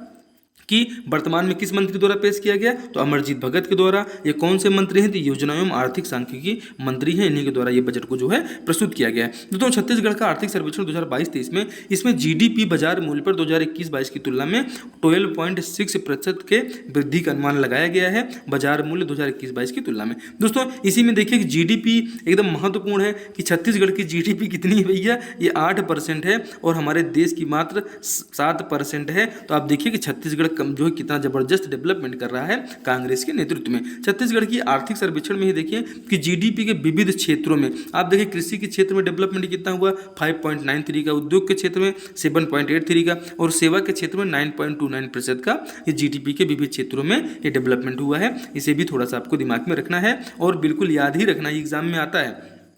दोस्तों इसमें देश की GDP 7% है, और छत्तीसगढ़ की GDP मतलब पूरे भारत की GDP की बात हो रही है ना। भारत की GDP का जो हमारी विकास दर है, अगर आपसे पूछ लिया जाए GDP का फुल फॉर्म क्या होता है, तो इसका ग्रास डोमेस्टिक प्रोडक्ट, ठीक है, जो हमारी GDP है इसका GDP का फुल फॉर्म होता है। और इसमें प्रति व्यक्ति आय में हमारे छत्तीसगढ़ में कितनी वृद्धि हुई है, तो बता दीजिएगा 13,194, और लगभग 1,33,000 हमारे छत्तीसगढ़ का जो है क्या है, पर कैपिटल इनकम है, प्रति व्यक्ति आय है। कमाई के मामले में छत्तीसगढ़िया सबले बढ़िया, ये जो है एकदम परफेक्ट है, और यहाँ पे बेरोजगारी दर भी सबसे कम है। देखिए तो प्रति व्यक्ति आय कैसे निकालते हैं, तो प्रति व्यक्ति आय जो है, प्रति व्यक्ति आय निवल राज्य घरेलू उत्पाद को प्रोजेक्टेड संख्या से भाग देने पर आपकी पर कैपिटल इनकम निकल जाती है, इसी को कहते हैं प्रति व्यक्ति आय। दोस्तों क्वाड देशों की वर्किंग कमेटी आतंकवाद से निपटने के लिए भारत, ऑस्ट्रेलिया, जापान, अमेरिका के एक समूह है ये, जिसकी पहली बैठक आतंकवाद से निपटने के लिए 2023 में अमेरिका में होगी। क्यों होगी? मुक्त, स्पष्ट एवं समृद्ध हिंद प्रशांत क्षेत्र को सुनिश्चित करने के लिए। इसे भी थोड़ा सा दिमाग में बैठाना है। ये चूंकि हम G20 की अध्यक्षता कर रहे हैं, हम मतलब हमारा देश भारत G20 की अध्यक्षता कर रहा है, और G20 की अध्यक्षता के तहत दुनिया भर के विदेश मंत्री यहाँ पे आ रहे हैं।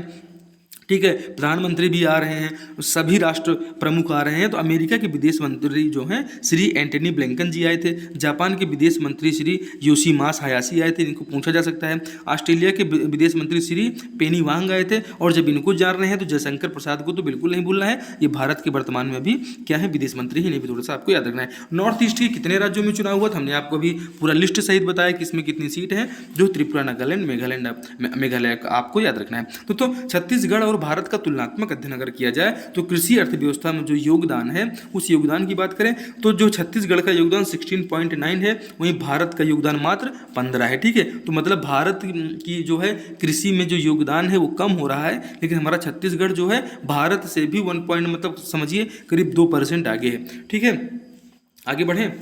आगे देखिए कि उद्योग के क्षेत्र में अगर योगदान देख लिया जाए तो उद्योग के क्षेत्र में छत्तीसगढ़ का जो योगदान है भाई साहब, आप देख रहे हैं 49.9 है, और भारत का मात्र 30% योगदान है हमारी जीडीपी में, किसका, उद्योग के क्षेत्र से।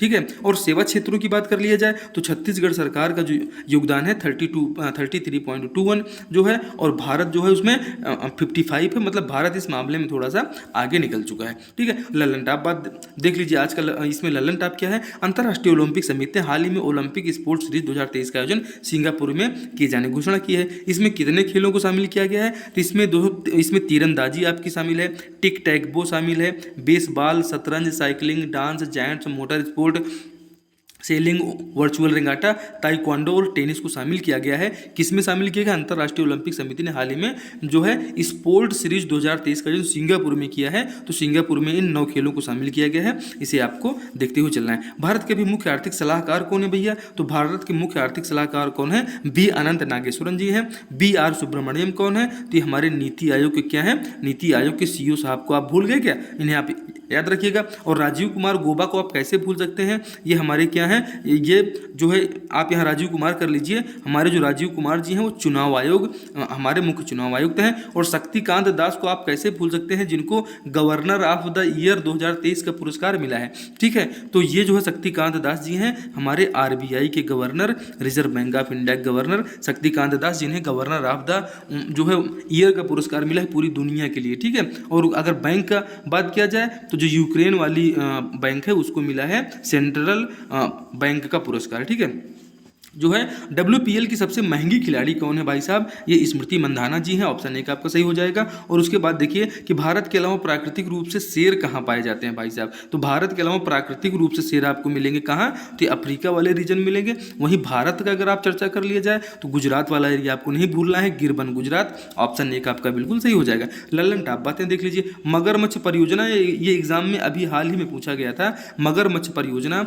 1975 में शुरू की गई थी और कहाँ कहाँ चल रही है, टिगरापारा उड़ीसा, महानदी उड़ीसा और कुकरेल लखनऊ उत्तर प्रदेश में भी जो है मगरमच्छ परियोजना की शुरुआत की गई है। और यहीं पे गिर शेर परियोजना की शुरुआत साल 1972 में किया गया था, इसे आपको याद रखना है। ठीक है दोस्तों, गैंडा परियोजना कब लाई गई थी, तो ये गैंडा परियोजना 1987 में लाई गई है। एक सींग वाले गैंडा जो केवल भारत में पाए जाते हैं, वो भी कहाँ, असम के कांजीरंगा राष्ट्रीय उद्यान में, ये मानस असम, और ये जलडापारा पश्चिम बंगाल की दलदली भूमि वाले एरिया में भी ये एक सींग वाले गैंडे पाए जाते हैं। तो मतलब एक सींग वाले गैंडे खाली भारत में ही पाए जाते हैं, जिनके खाली एक ही सींग रहती है। ठीक है, इनके पास 2 सींग नहीं रहती है। देखिए हाथी की बात कर लें तो भाई साहब आप देखिए कि अभी हमारी एलिफेंट विस्पर्स जो हमारी मूवी है जिसको ऑस्कर अवार्ड मिला है, इसलिए हमने कहा कि हाथियों के बारे में क्वेश्चन जरूर आएगा।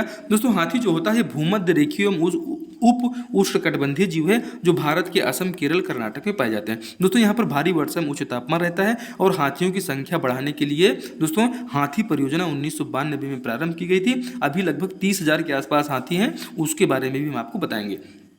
ठीक है भाई साहब, हाथी जो है इनके महत्वपूर्ण निवास और कहाँ कहाँ पे आपको मिलते हैं, तो हमारे असम में देहिंग, पटकाई और कांजीरंगा राष्ट्रीय उद्यान ये जाते हैं। देहिंग पटकाई भूमि ये जो है असम के राष्ट्रीय उद्यान है। केरल में जो है पेरियार राष्ट्रीय उद्यान, और कर्नाटक में जो मैसूर है, मैसूर और भद्रा के वनों में जो है ये हमारे हाथी पाए जाते हैं। इन्हें हाथी को आपको याद रखना है, हाथी मेरे साथी। ठीक है, राजेश खन्ना वाली एक मूवी भी तो आई थी क्या माफ कीजिएगा, आगे बढ़ते हैं। ग्रेट इंडियन बस्टर्ड जैसलमेर और मालवा में पाया जाता है, वर्तमान में विलुप्त प्राय स्थिति में है। कौन है विलुप्त प्राय स्थिति में? तो ग्रेट इंडियन बस्टर्ड, ठीक है।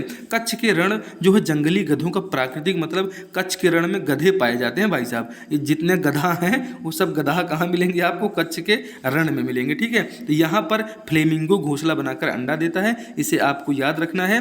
कच्छ का रण जंगली गधों का प्राकृतिक निवास स्थल है, एकदम स्टार लगा के रखिए, ये परीक्षा में पूछा गया है आपकी आगामी परीक्षा के लिए, ये बिल्कुल महत्वपूर्ण है। तो केवलादेव घाना पक्षी अभ्यारण्य कहाँ पर स्थित है, ये पूछ लिया जाए तो दोस्तों यहाँ पर सर्दियों में साइबेरियन क्रेन प्रवासी जो है यहाँ पे आते हैं, और यह भारत का सबसे बड़ा केवलादेव पक्षी अभ्यारण्य है। कहाँ पे है इसको कमेंट करके बताइए, और इस क्लास में दोस्तों ऐसे बने रहिए, आपको हम उसके बारे में भी बता रहे हैं। दोस्तों नंदनकानन जूलॉजिकल उद्यान भुवनेश्वर उड़ीसा में है। कहाँ पे है? तो ये नंदनकानन जो राष्ट्रीय उद्यान है ये भुवनेश्वर उड़ीसा में पड़ता है। और ये क्यों प्रसिद्ध है? तो सफेद कलर के बाघों के लिए प्रसिद्ध है। आप जानते हैं कि भी नामीबिया से हम लोग जो है कितने 8 बाघ ले आए थे, जिसमें से एक मादा जो है किडनी इन्फेक्शन के कारण उसकी मृत्यु हो चुकी है, ठीक है। आगे बढ़े तो भारत का सबसे बड़ा चिड़ियाघर पूछ लिया जाए कहाँ पे है, तो क्या बताएंगे आप? बता दीजिएगा कि अलीपुर कोलकाता में है, और गंगेटिक डॉल्फिन गंगा नदी में पाए जाते हैं, किंतु गंगा नदी में बढ़ते हुए प्रदूषण के कारण ये भी बिल्कुल विलुप्त प्राय स्थिति में चले जा रहे हैं। भारत के मुख्य चुनाव आयुक्त कौन है? राजीव कुमार जी हैं।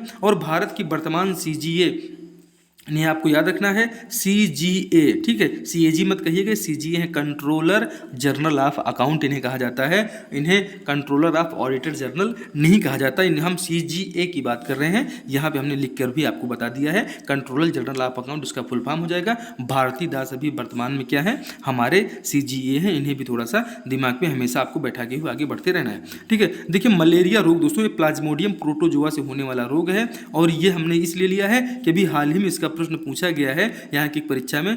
इसको जो है इसकी रोग वाह क्या है? मादा एनीफिलीज है, स्टार लगाइए, ये पूछी जाती है। मलेरिया से क्या प्रभावित होता है? तो RCB हमारा RBC प्रभावित होता है। RBC ये वाला RBC, ठीक है, वो RCB रॉयल चैलेंज बेंगलुरु नहीं, ठीक है, ये RCB है, रेड ब्लड सेल्स जो होते हैं उससे हमारा जो है मलेरिया उसी को प्रभावित करता है। इसकी दवाई जो निकाली जाती है किससे निकाली जाती है? तो इसकी दवाई सिनकोना के वृक्ष से निकाली जाती है, इसे कुनैन कहते हैं, ठीक है। अफ्रीका केन्या में एनाफिलीज स्टीफेंसी मलेरिया का नया रोगवाग मिला है। तो अभी तक आपने देखा कि मादा एनाफिलीज आप जानते थे, लेकिन अब आपसे एग्जाम में ये पूछा जा सकता है कि मादा एनाफिलीज तो है ही भाई साहब, अब ये नहीं पूछेगा, ठीक है। अब पूछेगा इसका नया रोगवाहक मादा एनाफिलीज के अलावा कौन है, तो उसे आप एनाफिलीज स्टीफेंसी नाम दिया गया है। ये मलेरिया का नया रोगवाहक मच्छर है, ठीक है, मस्कीटो है। और एक मच्छर आदमी को क्या बना देता है ये आप कमेंट में करने की जरूरत इसकी नहीं है, ठीक है भाई साहब। केन्या की राजधानी क्या है?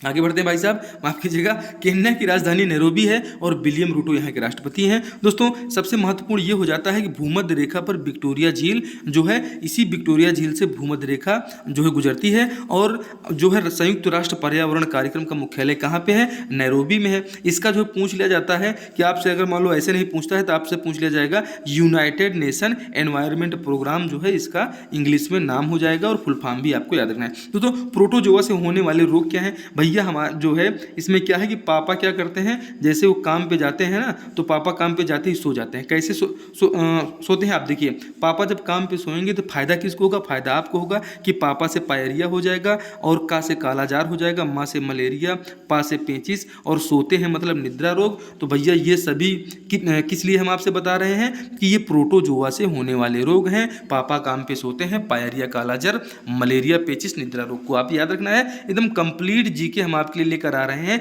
अगर आपने अभी तक CG सब इंस्पेक्टर का सामान्य अध्ययन का सिलेबस का अध्ययन नहीं किया है, तो अगर आप एक बार अध्ययन कर लेंगे ना, तो आपको इस क्लास को देखने में बहुत ज़्यादा मन लगेगा, जैसे मुझे पढ़ाने में मन लग रहा है, ठीक है भाई साहब। और इससे जो है पूरी तरह से ये चीज़ें आपको याद होती चलेंगी। दोस्तों संगम युग की बात कर लेते हैं।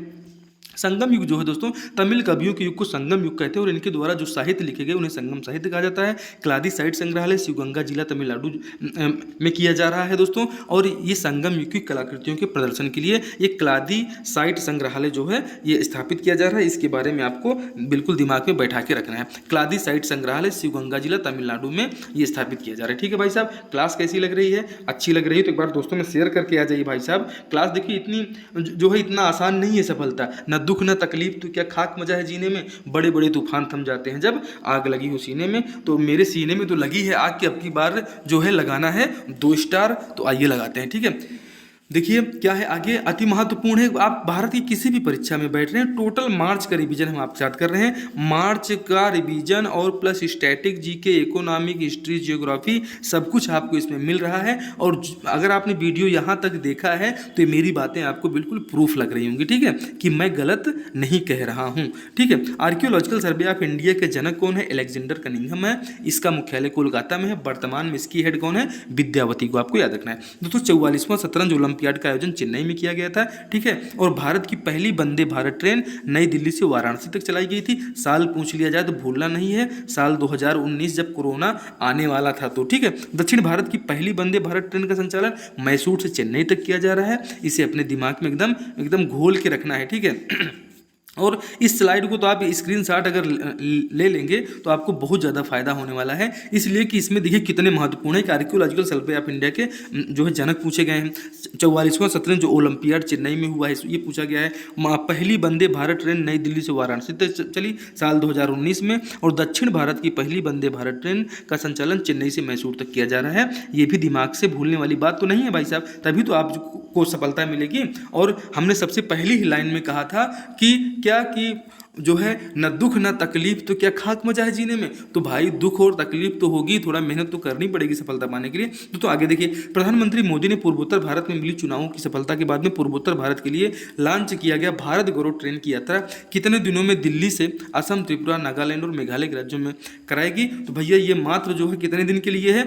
मात्र 15 दिनों के लिए है। ये 15 दिनों के लिए भारत गौरव ट्रेन, चूंकि त्रिपुरा, असम, नागालैंड, मेघालय, ये इतने राज्यों की आपको यात्रा कराएगी। और जो पूर्वोत्तर भारत में विकास जो है बहुत ज़रूरी है, क्योंकि पूर्वोत्तर भारत में नागा संगठन लोग बहुत ज़्यादा भी, एक तो पूरा संगठन ही समर्पण कर दिया है, उसके बारे में अभी आपसे चर्चा करने वाले हैं। ये हमारा नेशनल वाटर वे की अभी यहाँ पे बात आ जाती है कि हमारा राष्ट्रीय राजमार्ग 68 गोवा में कहाँ से कहाँ तक बनाया गया है। तो भैया ये गोवा वाले बीच में क्या होता है कि पणजी जो गोवा की राजधानी है, पणजी से वास्को तक, यहाँ वास्को में एक मेरे परिवार के लोग रहते हैं जो है गोवा में। तो अगर आपको घूमने कभी जाना हो तो कमेंट करके बताइए, गोवा में सारी व्यवस्था जो है वहाँ पे हमारे ही परिवार के लोग आपको कर देंगे, ठीक है भाई साहब। और गोवा एक ऐसी जगह है कि यहाँ पे सबसे लास्ट में पुर्तगाली लोग भगे हैं, ठीक है। आर्य समाज की स्थापना कितनी बार एग्जाम में पूछा गया? बताइए, नहीं पूछा गया हो तो एकदम स्टार लगाइए, फिर आपके एग्जाम में आ रहा है, ठीक है। ये सीजी सब इंस्पेक्टर और सीजी पीएससी वाले, सीजी व्यापम वाले जो भी एग्जाम दिलाने जा रहे हैं,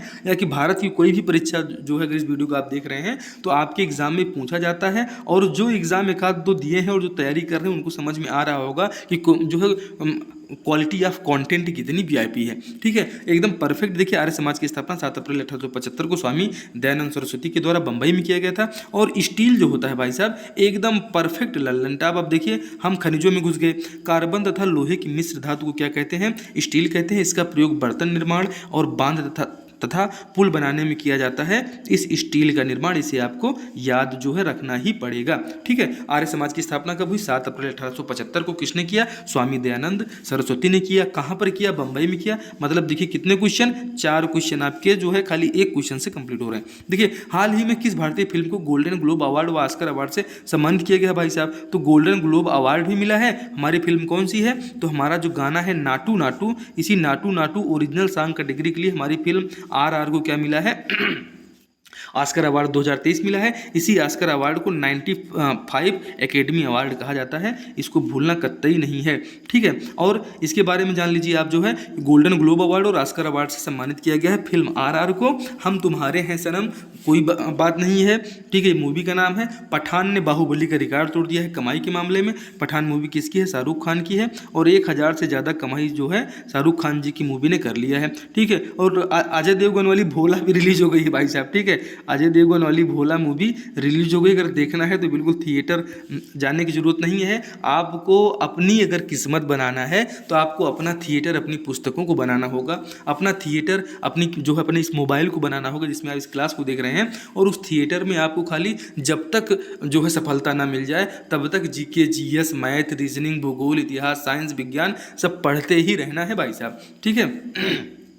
अगर समर्पण है आप तो पढ़ेंगे, और समर्पित नहीं है भाई साहब तो कोई ज़रूरत ही नहीं है। आप जो है चले जाइए मध्य प्रदेश, और मध्य प्रदेश के आम को क्या मिला है, तो जो वहाँ का आम है उसको जीआई टैग मिला है, चाहे वो खा लीजिए, नहीं तो मुरैना में चले जाइए, मुरैना में गजक को जीआई टैग मिला है, वहाँ की गजक खा के आ जाइए। तो जो लोग सुन रहे हैं एंजॉय से, उनको ये भी याद होते चल रहा है। क्वाड में शामिल देश नहीं है, हमने आपको पहले ही अभी बताया था कि क्वाड में कौन कौन से देश हैं, जापान है, ऑस्ट्रेलिया है, यूएसए है, और ये जो यूएई है भाई साहब, यूनाइटेड अरब अमीरात, ये नहीं है। इसके स्थान पे आप हमारे जो है वतन को कर लीजिए, हमारे देश को कर लीजिए, हमारे भारत को कर लीजिए। अब हम आगे बढ़ते हैं, क्वाड में शामिल देश कौन नहीं है, तो जिनको तो चारों देश के नाम याद हैं भाई साहब, उनको तो प्रश्न का उत्तर देने में कोई दिक्कत नहीं हो रही होगी। और अभी तक आपने कितने उत्तर सही किए, एक बार आप वीडियो को लाइक कर दीजिए और शेयर करके आ जाइए।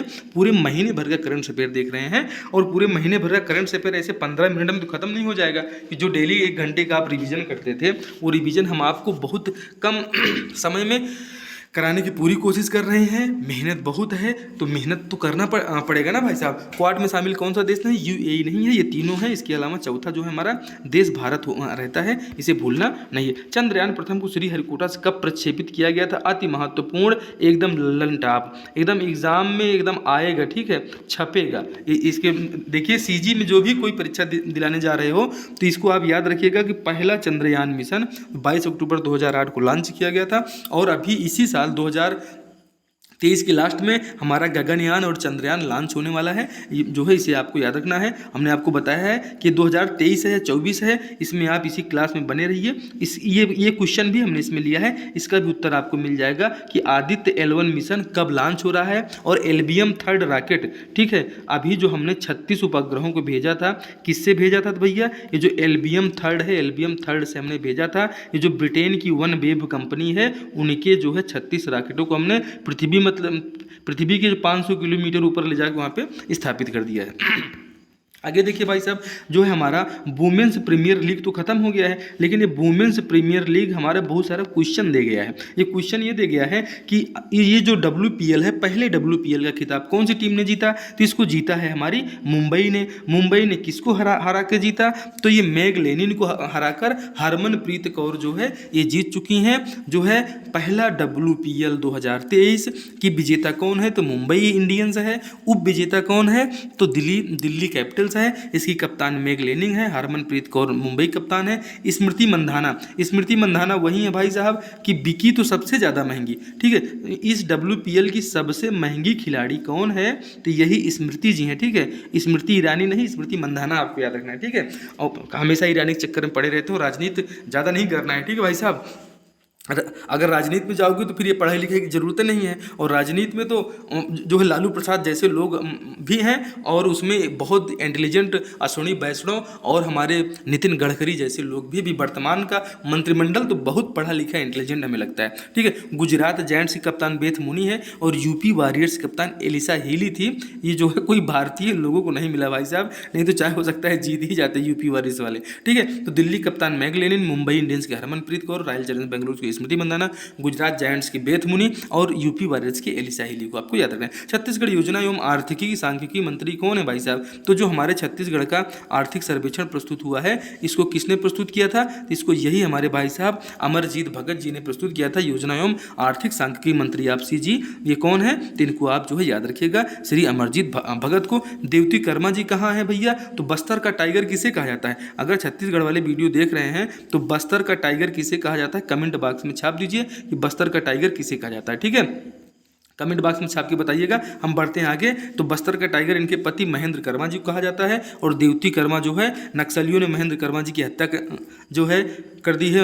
महेंद्र कर्मा जी शहीद हो चुके हैं, और देवती कर्मा जी वहाँ की विधायक हैं। और आप जानते हैं कि इनके एक पुत्र हैं दीपक जी को जो है क्या बनाया गया है, तो इनको अनुकंपा में जो है वो कलेक्टर बनना चाहते थे भाई साहब। वो तैयारी भी बहुत करते थे, और मैं भी उनके साथ बैठ के एक आध बार जो है अपने PSO लोग के साथ में उनसे मुलाकात करने की और उनसे चर्चा करने का मौका मिला हमें, ठीक है। तो जो है ये अभी डिप्टी कलेक्टर बन चुके हैं, ठीक है, इनको शासन ने बना दिया है डिप्टी कलेक्टर। ठीक है भाई साहब, आगे बढ़ते हैं। क्या है, छत्तीसगढ़ का आर्थिक सर्वेक्षण 2022-23 के अनुसार छत्तीसगढ़ में प्रति व्यक्ति आय साल 2022-23 में पिछले वित्तीय साल की तुलना में कितने प्रतिशत बढ़ोतरी का अनुमान है भैया? तो जो पिछले साल की तुलना में इसमें बढ़ोतरी हुई है 10.93% की बढ़ोतरी हुई है, इसे आपको याद रखना है। अच्छा, पर कैपिटल इनकम अभी है कितनी? तो 1,33,000 आपको याद रखना है। ठीक है, आगे बढ़ें। देखिए, क्वाड देशों की वर्किंग कमेटी द्वारा आतंकवाद से निपटने के लिए भारत, ऑस्ट्रेलिया, जापान, अमेरिका के नवीन समूह की पहली बैठक का आयोजन जो है कहाँ पे किया जाएगा? इस पहली बैठक का आयोजन कहाँ पे किया जाएगा? ये अमेरिका में होने वाला है, इसे आपको याद रखना है। ठीक है भाई साहब, आगे बढ़ते हैं। अति महत्वपूर्ण एकदम सेशन चल रहा है और इस सेशन को चलते चलते एक बार आप जो है अपने दोस्तों में शेयर कर दीजिए भाई साहब, और हम बढ़ते हैं आगे। देश का तीसरा हिरण अभ्यारण्य कहाँ है? तो कोई छत्तीसगढ़ का इस वीडियो को अगर आप देख रहे हैं तो आपको तो भाई कमेंट कर देना चाहिए ना, कि अगर कोई जसपुर वाला हमारे लोग देख रहे हो कि आप जानते हैं कि एशिया का जो है सबसे बड़ा चर्च जो है ये आपके कुनकुरी जसपुर में है, ये छत्तीसगढ़ में पड़ता है। ठीक है भाई साहब, यहाँ पे इतना देखिए कि ये चर्च मतलब यहाँ पे ईसाई धर्म को मानने वाले लोग तो हैं ही, ठीक है, और सबसे बड़ा चर्च जो है कहाँ पर है? यहीं पर है। देश का तीसरा अभ्यारण्य क्षेत्र कहाँ प्रस्तावित किया गया है? तो ऑप्शन एक आपका सही हो जाएगा, जसपुर के अंबिकापुर में, इसको ये जसपुर में प्रस्तावित किया गया है। ऑप्शन एक आपका सही है। अब हम इसके बारे में बता देते हैं। देश का तीसरा अभ्यारण्य क्षेत्र कौन सा है? तो तीसरा अभ्यारण्य ये जसपुर के फरसा बहार स्थित सतपुड़िया पहाड़ी के जंगलों को हिरणों का तीसरा अभ्यारण्य जो है ये प्रस्तावित है, और ये हमारे देश का क्या है? तीसरा होगा।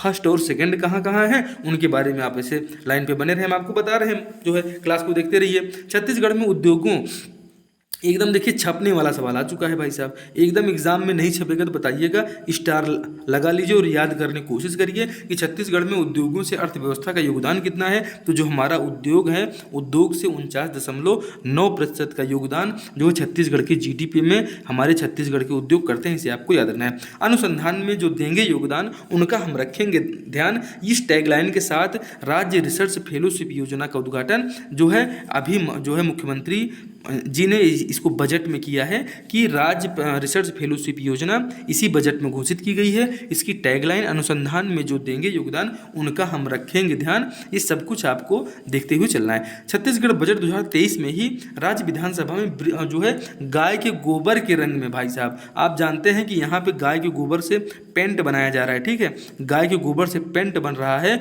और इस पेंट से जो है रंगी हुई छत्तीसगढ़ महतारी कामधेनु, आप जानते हैं कामधेनु ऐसी गाय का नाम है जो सभी प्रकार की जो है आपकी ज़रूरतों को, आपकी तमन्ना को पूरा कर सकता है, ठीक है। और गाय जो है हमारे देश में पूजनीय रही है, और आज से ही नहीं, गाय के ऊपर कितने बड़े बड़े युद्ध हुए हैं एंशिएंट इंडिया में। एंशिएंट इंडिया के भी क्वेश्चन हम आपको इसमें इसी सेशन में मिलेंगे, और आपने भी संगम युग तो देखा ही था। आगे बढ़िए, इसके बाद हम देखते हैं क्या है इसमें। छत्तीसगढ़ के मुख्यमंत्री भूपेश बघेल जी ने पहली बार प्रस्तुत किया है ई बजट, ठीक है, ई बजट पहली बार प्रस्तुत किया है भूपेश बघेल जी ने। आपको इसे दिमाग में बैठा के रखना ही होगा। क्यों रखना होगा? क्योंकि आपके एग्जाम में आया है कि पहली बार ई बजट जो है मुख्यमंत्री जी ने कब पेश किया था? छत्तीसगढ़ का बजट जो 2023 वाला है, ये जो है ई बजट के रूप में इसको प्रस्तुत किया गया था, ठीक है। आगे देखिए भाई साहब, BBC Indian para sports women of the year 2022 से किसे सम्मानित किया गया है? एकदम एग्जाम में ये पूछी जा चुकी हैं और लगातार पूछ रही हैं,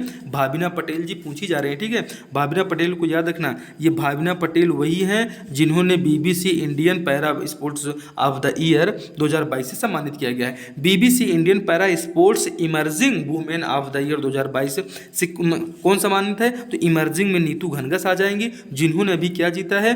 तो विश्व महिला मुक्केबाजी चैंपियनशिप में नीतू ने भी जीता है स्वर्ण पदक। जो मुक्का मारा है सामने वाले की हालत खराब हो गई है, ठीक है, इन्हें आपको याद रखना है। और जो है स्पोर्ट, ये पैरा मतलब होता है जो हमारी विकलांग दिव्यांग खिलाड़ी हैं, ये स्पोर्ट वुमेन जो कौन बनी है? भाविना पटेल जी बनी है। भाविना पटेल को आपको याद रखना है, ठीक है। दोस्तों, ये छत्तीसगढ़ के कुछ महत्वपूर्ण मोबाइल ऐप्स हैं जिनके बारे में आपसे पूछा जा सकता है। तो ये मोबाइल ऐप दामिनी है। अभी आप देखें छत्तीसगढ़ में अभी भी मौसम खराब चल रहा है और बिजली के गिरने से कितने लोगों की मृत्यु होती जा रही है, ठीक है। तो आप देखिए कि अगर जो हमारा मोबाइल ऐप दामिनी है, इसे आप अपने मोबाइल में अभी डाउनलोड कर लीजिए, ठीक है।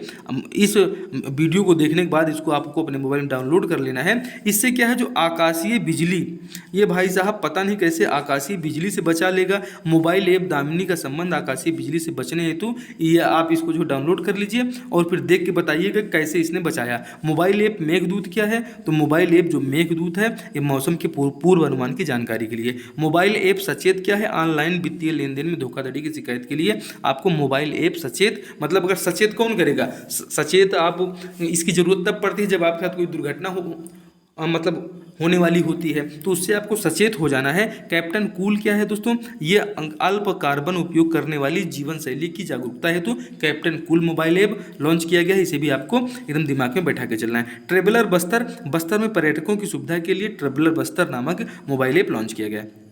दोस्तों छत्तीसगढ़ में हाल ही में पूछा जा सकता है कि कितने आदिवासियों को अनुसूचित जनजाति में शामिल करने की केंद्रीय मंत्रिमंडल की मंजूरी 14 सितंबर 2020 को मिली। तो ये भुइयां भया को भारिया के रूप में, ठीक है, ये जो अलग अलग जातियां थी इनका निवास उवास बनने में, जाति बनने में बड़ा दिक्कत होता था, तो इनको एक भारिया मियाँ के रूप में बस्तर संभाग में, पांडो जो है पांडो के रूप में सरगुजा संभाग में, भारिया को भारिया के रूप में बस्तर में जाना जाएगा, धनुहार ये सरगुजा और बिलासपुर में जाने जाएंगे। तो टोटल 12 समुदाय को अनुसूचित जनजाति में शामिल करने की मंजूरी केंद्रीय मंत्रिमंडल द्वारा मिल चुकी है। दोस्तों दुनिया में सबसे बड़ा रक्षा बजट किसका है भाई साहब? तो ज़्यादातर लोगों को पता होगा भाई साहब कौन, कि ये जो है यूएई नहीं है, ठीक है, यहाँ पे है यूएसए, ठीक, हम इसको यूएसए लिखना चाह रहे हैं। इसको आप देखिए कि सबसे बड़ा रक्षा बजट एकदम नंबर 1 दिया गया है यूएसए का है, नंबर 2 पे चाइना का है, इसे आपको याद रखना है। और भारत का बजट तो चाइना के बजट से जो है बहुत पीछे है, क्योंकि भारत का बजट जो रक्षा बजट लगभग 72 जो है था, और उसका 224 है किसका? चाइना का रक्षा बजट, उसे आपको याद रखना है। आर्य समाज की स्थापना आपने देखा कि इसकी स्थापना स्वामी दयानंद सरस्वती जी ने किया था। दोस्तों स्टील निर्माण के लिए प्रसिद्ध नहीं है, अब इसको आपको बताना है, एग्जाम में एकदम आया हुआ है, ठीक है, ये पूछा गया था, यही 4 ऑप्शन भी थे उसमें थे कि जमशेदपुर झारखंड, दुर्गापुर पश्चिम बंगाल, बर्नपुर बंगाल और बलम गैले झरिया। तो वहाँ पे क्या है? वहाँ पे कोयला की खदान है, ठीक है, जब बलम झरिया जाएंगे तो वहाँ पे कोयला की खदान लेके आएंगे। और स्टील निर्माण के लिए जमशेदपुर टाटावाला, दुर्गापुर पश्चिम बंगाल, बर्नपुर पश्चिम बंगाल, ये स्टील निर्माण के लिए प्रसिद्ध है। लेकिन झरिया जो है ये भैया कोयला वाला रीजन आपको पड़ जाएगा, इसको आप थोड़ा सा दिमाग में बैठा के रखिएगा। हाल ही में भारतीय नौसेना ने ब्रह्मोस मिसाइल का सफल परीक्षण किया है। इसे किन 2 देश की नदियों के नाम पर रखा गया है? ब्रह्मोस, थोड़ा सा आप ध्यान दीजिए कि व्लादिमीर पुतिन का अगर नाम आपको याद आ जाएगा तो आपको ये ध्यान दे लेना है कि हमारी जो रूस की एक नदी है उसका नाम है मोस्कवा, और हमारे भारत की नदी है ब्रह्मपुत्र, इसी के नाम पर ब्रह्मोस मिसाइल रखा गया है। ऑप्शन 1 आपका सही हो जाएगा। ब्रह्मपुत्र भारत में है, भारत की नदी है, और मोस्कवा रसिया की नदी है, दोनों के नाम पे क्या रखा गया है? ब्रह्मोस मिसाइल नाम रखा गया है। ऑप्शन 1 आपका सही हो जाएगा। हाल ही में भारतीय नौसेना ने ब्रह्मोस मिसाइल का सफल परीक्षण किया है। दोस्तों इसमें जो ब्रह्मपुत्र नदी है भारत की है, मोस्कवा रूस की नदी है, और सबसे खास बात इसमें ये है भाई साहब कि ये जो आप देख रहे हैं इसमें क्या है कि ये दुनिया की सबसे शक्तिशाली मिसाइलों में से एक है। इसका विकास DRDO, ठीक है, DRDO ने किया है, इसे आपको याद रखना है, डेवलपमेंट रिसर्च ये जो ऑर्गेनाइजेशन है। उसके बाद रूसी संघ का जो है ये NPO मशीनो स्ट्रोनिया ने इसको जो है इसका विकास किया है। ब्रह्मोस मिसाइल को आपको याद रखना है। भारतीय राष्ट्रीय कांग्रेस का बेलगाम अधिवेशन कितनी बार एग्जाम में आया है, इसीलिए हमने कहा बेटा जो है इसको एक बार और रिवाइज कर लेना है कि भारतीय राष्ट्रीय कांग्रेस का बेलगाम अधिवेशन गांधी जी की अध्यक्षता में 1924 में होता है। इसी में जो है स्वराज पार्टी के विलय कांग्रेस में हो जाता है, और गांधी जी की अध्यक्षता में एकमात्र सम्मेलन कोई हुआ है तो बेलगाम सम्मेलन ये एग्जाम में आता है। एकदम स्टार लगाइए और याद रखने की कोशिश करिए। ये स्लाइड अत्यंत महत्वपूर्ण है, इसको थोड़ा मैं क्लियर कर देता हूँ, स्क्रीनशॉट ले लीजिए कि अब जो है भारतीय राष्ट्रीय कांग्रेस का बेलगाम अधिवेशन गांधी जी की अध्यक्षता में साल 1924 में हुआ है, इसे आपको थोड़ा सा दिमाग में बैठा के रखना है। बेलगाम अधिवेशन गांधी जी की अध्यक्षता में मात्र एकमात्र सम्मेलन है। पहला वुमेन्स प्रीमियर लीग की थीम क्या है भाई साहब? एकदम लल्लन टॉप की क्या है? अभी तो ये शुरुआत है, अभी तो ये झांकी है, और महाराष्ट्र अभी बाकी है। मतलब ये आप कुछ भी कह लीजिए, आप अपने राज्य में अभी तो झांकी है, छत्तीसगढ़ अभी बाकी है, तो इसको आपको थोड़ा सा ध्यान देना है कि अभी तो ये झांकी है और महाराष्ट्र अभी बाकी है। ये इसका थीम नहीं है भाई साहब, इसकी थीम मैं बताता हूँ। इसकी थीम जो वुमेन्स प्रीमियर लीग की थीम है ये क्या है? अभी तो ये शुरुआत है, ठीक है, अभी तो ये शुरुआत है। तो जाहिर सी बात है भाई, शुरुआत है तो शुरुआत कीजिए ना। और शुरुआत हमारी महिलाओं ने बहुत अच्छा किया है, इस पूरा मैच में बड़ा आनंद आ गया। और हम तो इसको लाइव नहीं देख पाए, लेकिन मोबाइल मोबाइल में देखे थे। G20 2023 की थीम क्या है? आप जानते हैं कि वन अर्थ, वन नेशन और वन फ्यूचर इसकी क्या है? थीम है हमारी G20 2023 की थीम, जिसे वासुदेव कुटुंबकम के नाम से संबोधित किया जा रहा है। इसकी अध्यक्षता हमारा देश कर रहा है। जल जीवन मिशन की थीम है बारिश की बूंदों को थाम लो। उदंत मार्तंड कितनी बार एग्जाम में आया है? नहीं आया हो तब बताइए। उदंत मार्तंड हिंदी का प्रथम समाचार पत्र था। 30 मई 1826 को कलकत्ता से जुगल किशोर द्वारा यह संपादित किया गया था। और हिंदी की अगर कहा जाए उत्पत्ति कहाँ से हुई है तो सौरसेनी अपभ्रंश से। उदंत मार्तंड भारत का पहला समाचार पत्र, इसे आपको हिंदी का प्रथम समाचार पत्र माना जाता है।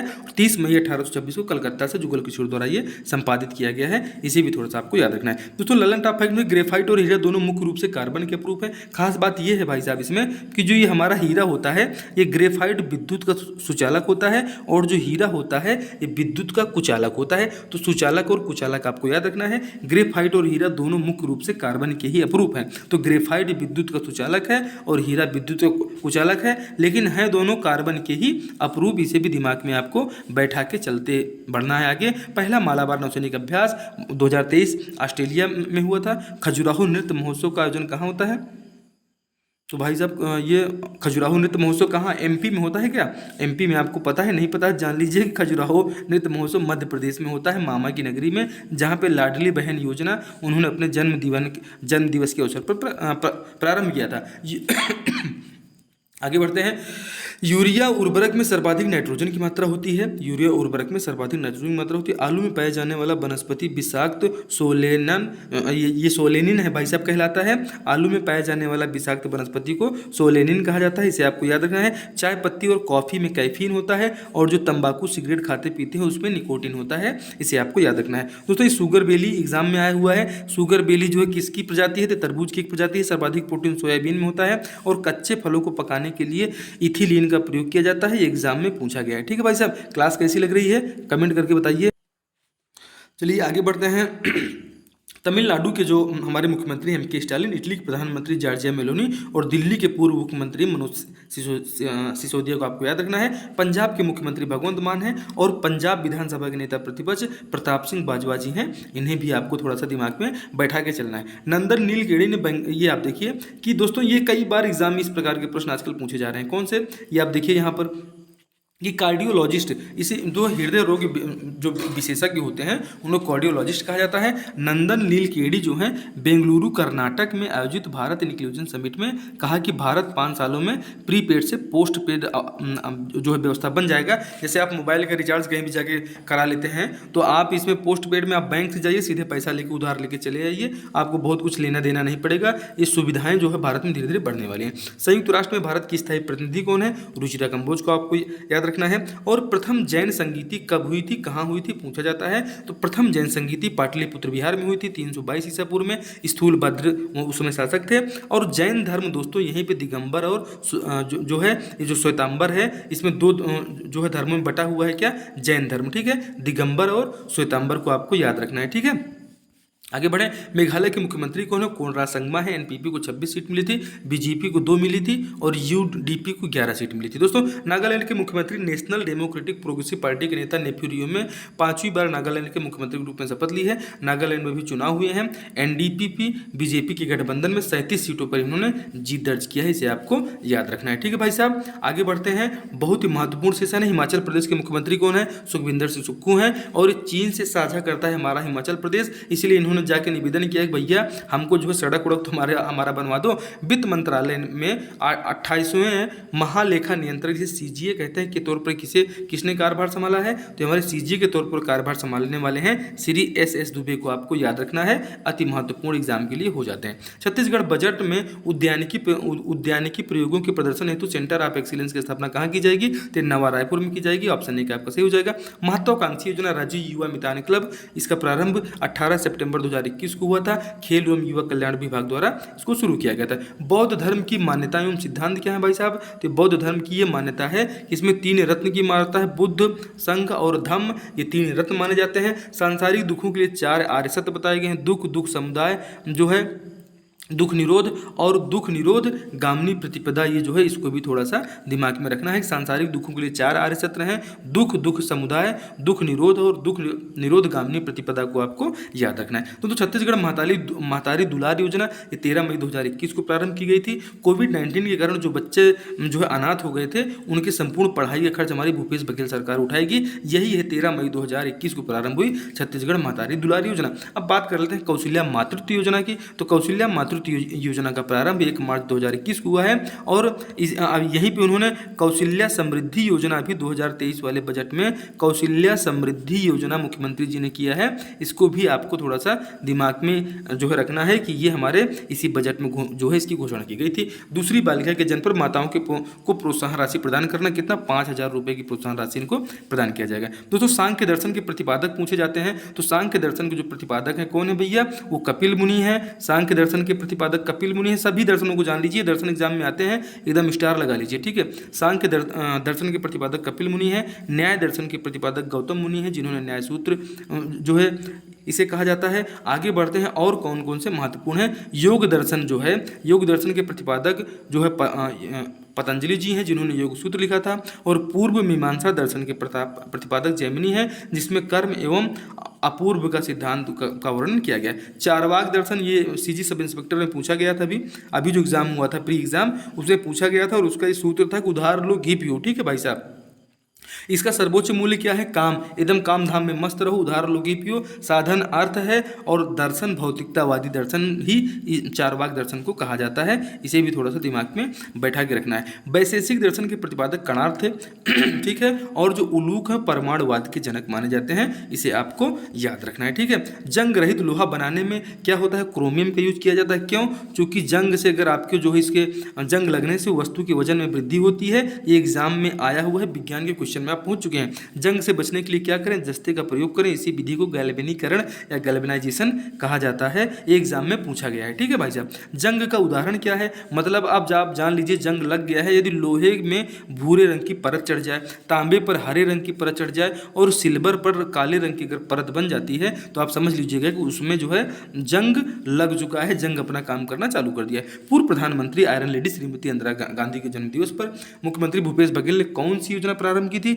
दाई दीदी क्लिनिक योजना 19 नवंबर 2020 को ये जो है प्रारंभ की गई। गोबर से क्या करेंगे भैया, तो हमने आपको बताया है गोबर का ब्रीफ केस जो है गोबर से पेंट बनेगा, प्राकृतिक खाद बनेगी, प्राकृतिक पेंट वर्मी कंपोस्ट बनेगा और 2 रुपये किलो में, ठीक है। अगर आपके यहाँ गोबर ज़्यादा है तो आपके यहाँ जो है छत्तीसगढ़ में अगर आप हैं तो आपके यहाँ जो है 2 रुपये किलो गोबर भी बेच के आइए और 4 रुपये लेके आइए। बहुत लोग तो गोबर बिन के गुटखा खाने के लिए पैसा नहीं रहता भाई साहब, तो गोबर बिन के ले जाके वहाँ दे देते हैं और एक गुटखा खा के चले जाते हैं। एकदम बहुत ही महत्वपूर्ण है कि अगर जो है गुटखा खाने का पैसा नहीं है तो ऐसा है कि एक बाल्टी ले लो, जाओ पहले उसमें गोबर बिन के लाओ, ठीक है। गोबर उठाओ और गोबर को बेच दो, उसके बाद जो है, लेकिन ये गुटखा खाना गलत बात है, ठीक है भाई साहब। ये सब नहीं करना चाहिए, लेकिन बहुत लोग खाते हुए मिलते हैं, ठीक।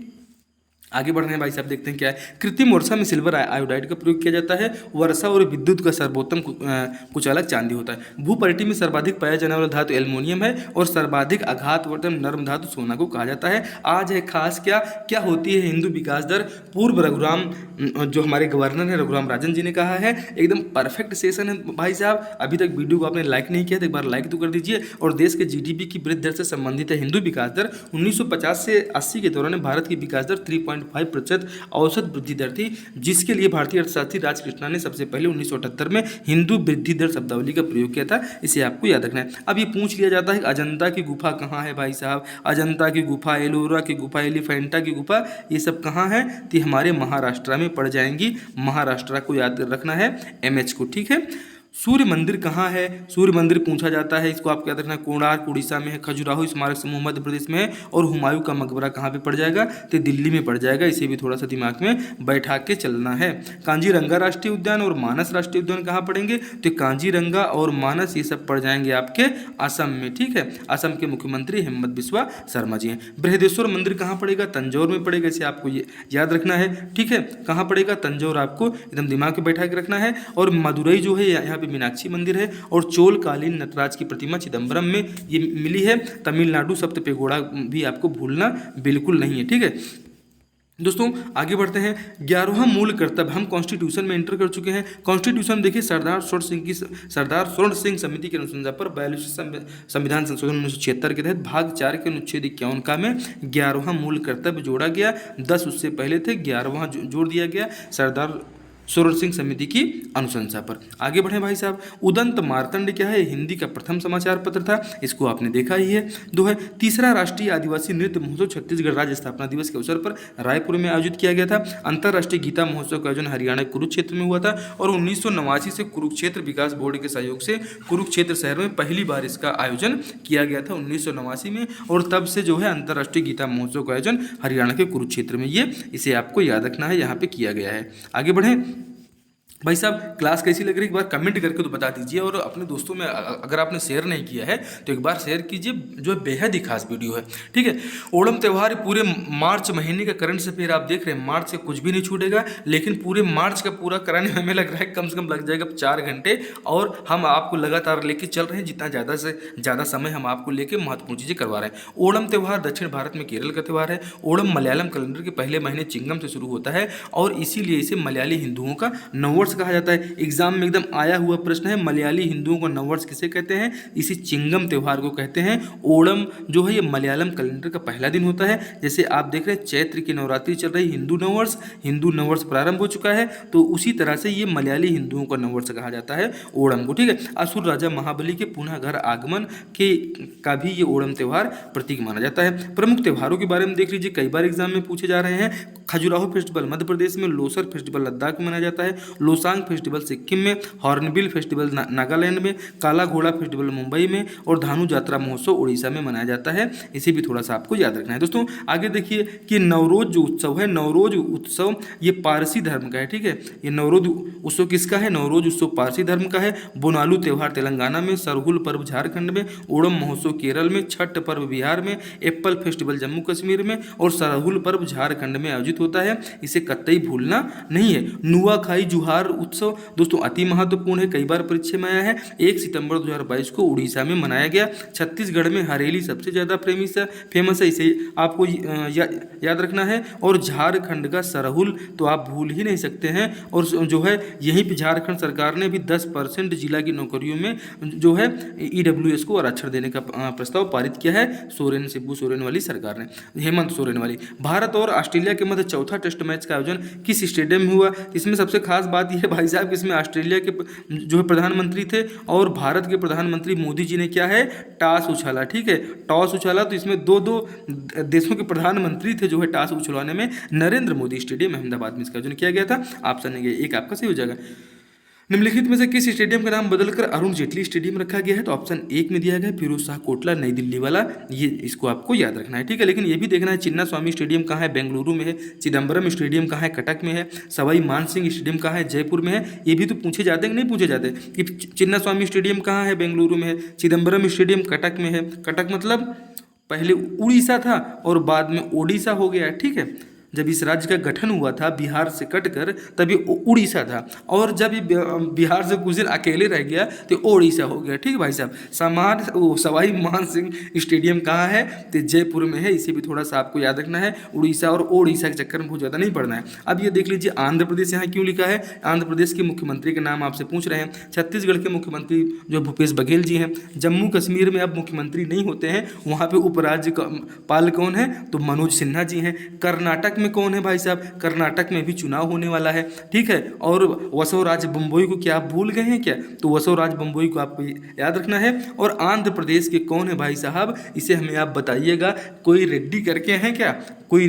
ठीक है, तो उन्हीं रेड्डी जी को हमें आप कमेंट करके उनका पूरा नाम लिख के बताना है, ठीक है। उत्तर प्रदेश में आप जान रहे हैं कि बुलडोजर वाले बाबा योगी आदित्यनाथ हैं। उत्तराखंड में जो है कौन है? पुष्कर सिंह धामी हैं। पश्चिम बंगाल में दीदी हैं, ठीक है, दीदी ममता बनर्जी जी, ठीक है। और एक लोग तो बोल रहे थे अभी राहुल गांधी के ऊपर जो है, जो आदरणीय राहुल गांधी जी के ऊपर जो उनको लोकसभा से कौन सा जो है ये जो हमारा चुनाव वाला है, उसको क्या तो कहते हैं, उसके बारे में भी हमने इस क्लास में उसको लिया है। तो उनको 1951 वाले जो अधिनियम के तहत उनको अयोग्य घोषित कर दिया गया है, वो वायनाड सीट से अब सांसद नहीं रहे हैं। तो देखिए अंतर्राष्ट्रीय पुरुष दिवस, अब हमने पुरुष दिवस इसलिए यहाँ पे ले लिया भाई साहब कि महिला दिवस की चर्चा सभी चैनल वाले आपसे किए होंगे, ठीक है, लेकिन हमने कहा चलो हम पुरुष दिवस की चर्चा करेंगे। अंतर्राष्ट्रीय पुरुष दिवस 19 नवंबर को मनाया जाता है और ये 1990 से लगातार मनाया जा रहा है अंतर्राष्ट्रीय पुरुष दिवस। तो जो हमारे पुरुष भाई लोग इस क्लास को देख रहे हैं थोड़ा सा खुश हो सकते हैं कि आपका भी दिवस मनाया जा रहा है 19 नवंबर को 1990 से ही। दोस्तों ये अत्यंत महत्वपूर्ण है, हमारे गांधी जी आ चुके हैं। स्वतंत्रता आंदोलन, नमक तोड़ो कानून, नमक कानून तोड़ने के लिए गांधी जी ने दांडी असम से 12 मार्च 1930 को यात्रा प्रारंभ कर 6 अप्रैल 1930 को ब्रिटिश नमक एकाधिकारी के प्रति अहिंसक विरोध जो है कायम किया था। तो यही जो है 1930 में ही क्या हुआ था, सविनय अवज्ञा आंदोलन, ये उसी के पार्ट्स हैं, इन्हें आपको याद रखना है। दोस्तों विश्व की सबसे लंबी ट्रेन कहाँ चली है, स्विट्जरलैंड में चली है, 2 किलोमीटर लंबी है। ये एग्जाम में अभी तुरंत आया था, इसको याद करके जाना, स्टार लगाओ, आपके एग्जाम में आ रहा है, ठीक है।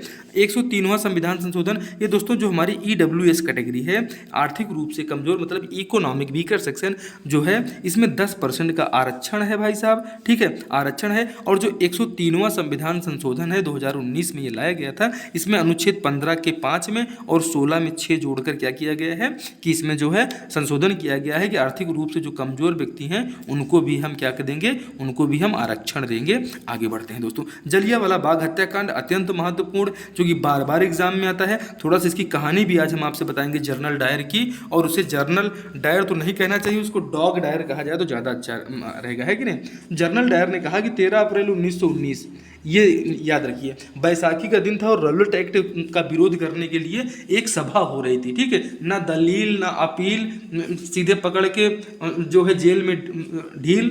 तो यही था रॉलेट एक्ट, ना अपील होगी ना दलील होगी और सीधे जेल में पकड़ के आपको ढील देंगे, ठीक है, मतलब जेल में डाल देंगे। तो इसका विरोध करने के लिए जनरल डायर नामक फिरंगी ने अकारण ही सभा पर गोलियां चलवा दी थी। तो ये तो हमने यहाँ पे लिखा कारण है, लेकिन आप जानते हैं कि देश काल परिस्थितियों के हिसाब से जिनको हम लोग सुभाष चंद्र बोस जी को जो है अपना नेता मानते हैं, क्रांतिकारी मानते हैं, भगत सिंह को, इन्हीं को जो है अंग्रेजों लोगों की विचारधारा के लोग आतंकवादी मानते थे, ठीक है। तो ये अपनी अपनी विचारधारा की है कि जिस व्लादिमीर पुतिन जो रसिया के राष्ट्रपति महोदय हैं, रसिया के राष्ट्रपति व्लादिमीर के ऊपर जो है आप देखिए कि पूरे जो है यूक्रेन में कितने लोग भाग रहे हैं, मर रहे हैं, तबाह हो रहे हैं, घर टूट जा रहे हैं। तो अब यहाँ पे कोई यीशु ईसाई, अल्लाह अकबर और उसके बाद भगवान गाड देवता कोई नहीं आ रहे हैं कि अब जो है व्लादिमीर पुतिन के प्रभाव से यूक्रेन को कोई बचा ले। और कहीं परमाणु बम गिरा दिया तो वहाँ की धरती में जो है जितने धर्म नहीं, वहाँ पे 100 सालों तक कुछ होने वाला भी नहीं है, ना तो किसी धर्म का विकास होगा और ना वहाँ कोई कर्म कर पाएगा। और नहीं तो हिरोशिमा नागासाकी आपके एग्जाम्पल हैं, जो है लिटिल बॉय अमेरिका के द्वारा गिराया गया था, इसे आपको याद रखना है। आगे देखिए भाई साहब, इसमें ये लिखा है गोलियां चलवा दी। ब्रिटिश प्रधानमंत्री यहाँ का दौरा करने आए थे, उन्होंने कहा था यह एक शर्मनाक घटना थी। तो भाई साहब ये शर्मनाक घटना तो थी, लेकिन उसमें जो लोग थे, मैं बताता हूँ कि जनरल डायर को इसको ये सभा होने की जो है जानकारी पहले से थी। और जब इसके ऊपर आप देखें कि जो हंटर आयोग की रिपोर्ट आई थी जांच के लिए, जो है एडविन मॉन्टेग्यू ने 1919 में हंटर कमीशन का गठन किया। और हंटर कमीशन में जनरल डायर ने उस जो है उसको हम कमीना जरूर कहेंगे, उस कमीने ने कहा था कि डायर ने कहा कि मैं लोगों को मार देने का आर्डर पहले से ही लेकर आया था।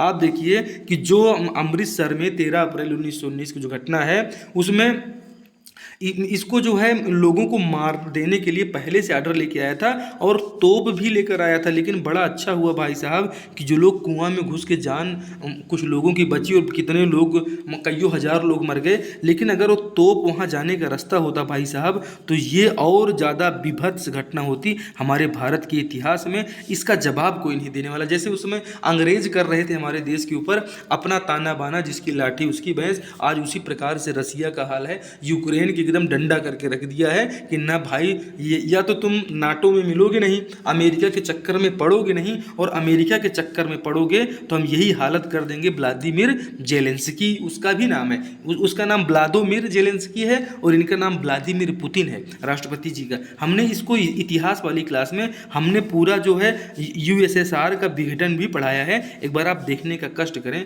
हमने आपको ये भी पढ़ाया है, नाटो का गठन भी पढ़ाया है, किस डर के कारण नाटो का गठन अमेरिका करता है, इसको भी हमने अच्छे से पढ़ाया है। अमेरिका का खुद का स्वतंत्रता संग्राम कैसे हुआ उसके बारे में भी हमने आपको बताया।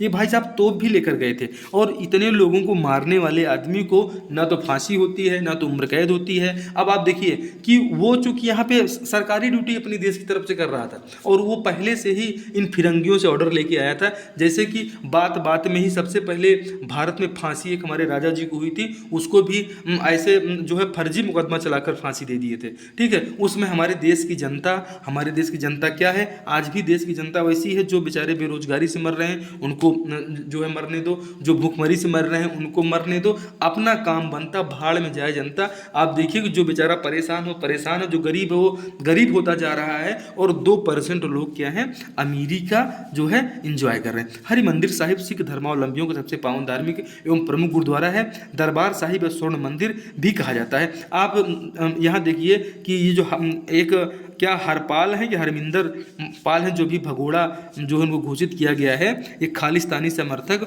वारिस दे पंजाब, ठीक है, जो वारिस दे पंजाब के जो है खालिस्तानी समर्थक हैं, वही हरपाल सिंह उसका नाम, शायद ऐसा कुछ करके नाम है, अभी नाम दोस्तों याद नहीं आ रहा है, हमने इसके जो पूरा पढ़ा है हमने उसको। तो ये जो है अब बात यहाँ जो गुरुद्वारे की हो रही थी, तो उसने एक चीज़ शरबत क्या कि उसको बुलाने की बात कर रहा था, तो उसके बारे में भी एकदम स्पेशल क्लास लेके आएंगे कि आखिर में खालिस्तानी समर्थकों का क्या प्रोपोगंडा है, ठीक है। श्री हरमिंदर साहिब सिखों और हिंदुओं का पवित्र आस्था का स्थल है। महाराजा जो है सरदार जयसिंह आहलूवालिया द्वारा 17वीं सदी में इसका पुनर्निर्माण किया गया था, और हमारे जम्मू कश्मीर की जो है राजा महाराजा रणजीत सिंह ने इसे दोबारा बनवाया था और इसके ऊपर सोने की चादर चढ़वा दी थी। आज भाई साहब आप किसी जो है नेता मंत्री या राजा के पास चले जाइए और एक सोने की सुई मांग लीजिए तो आपको देने वाले नहीं है। और ये हमारे महाराजा रणजीत सिंह, इसीलिए तो इनके नाम के आगे महाराजा लगा हुआ है कि महाराजा जी ने उसको सोने की परत से जो है इस स्वर्ण मंदिर, तभी तो आप उसको कहते हैं। लेकिन अभी आपके जो क्षेत्र कोई नेता है ना, उनसे कहिए कि हमें जो एक सोने की जो है क्या कर दो, एक सोने की सुई हमको दिलवा दो भाई साहब, तो आपको सोने की सुई दिलवाने वाले नहीं है। और उस समय हमारे राजा इतने संपन्न समृद्ध हुआ करते थे कि जो है पूरे मंदिर को सोने की परतों, पूरे मंदिर पर सोने की परत उन्होंने चढ़वा दिया था। इसे आपको याद रखना है। थोड़ा इंटरेस्टिंग चीज़ों को भी आप देखते चलिए, एंजॉय करते चलिए, बहुत बोरिंग में पढ़ेंगे तो पढ़ नहीं पाएंगे, ठीक है भाई साहब। आगे थोड़ा सा बढ़ते हैं, क्लास बेहद ही।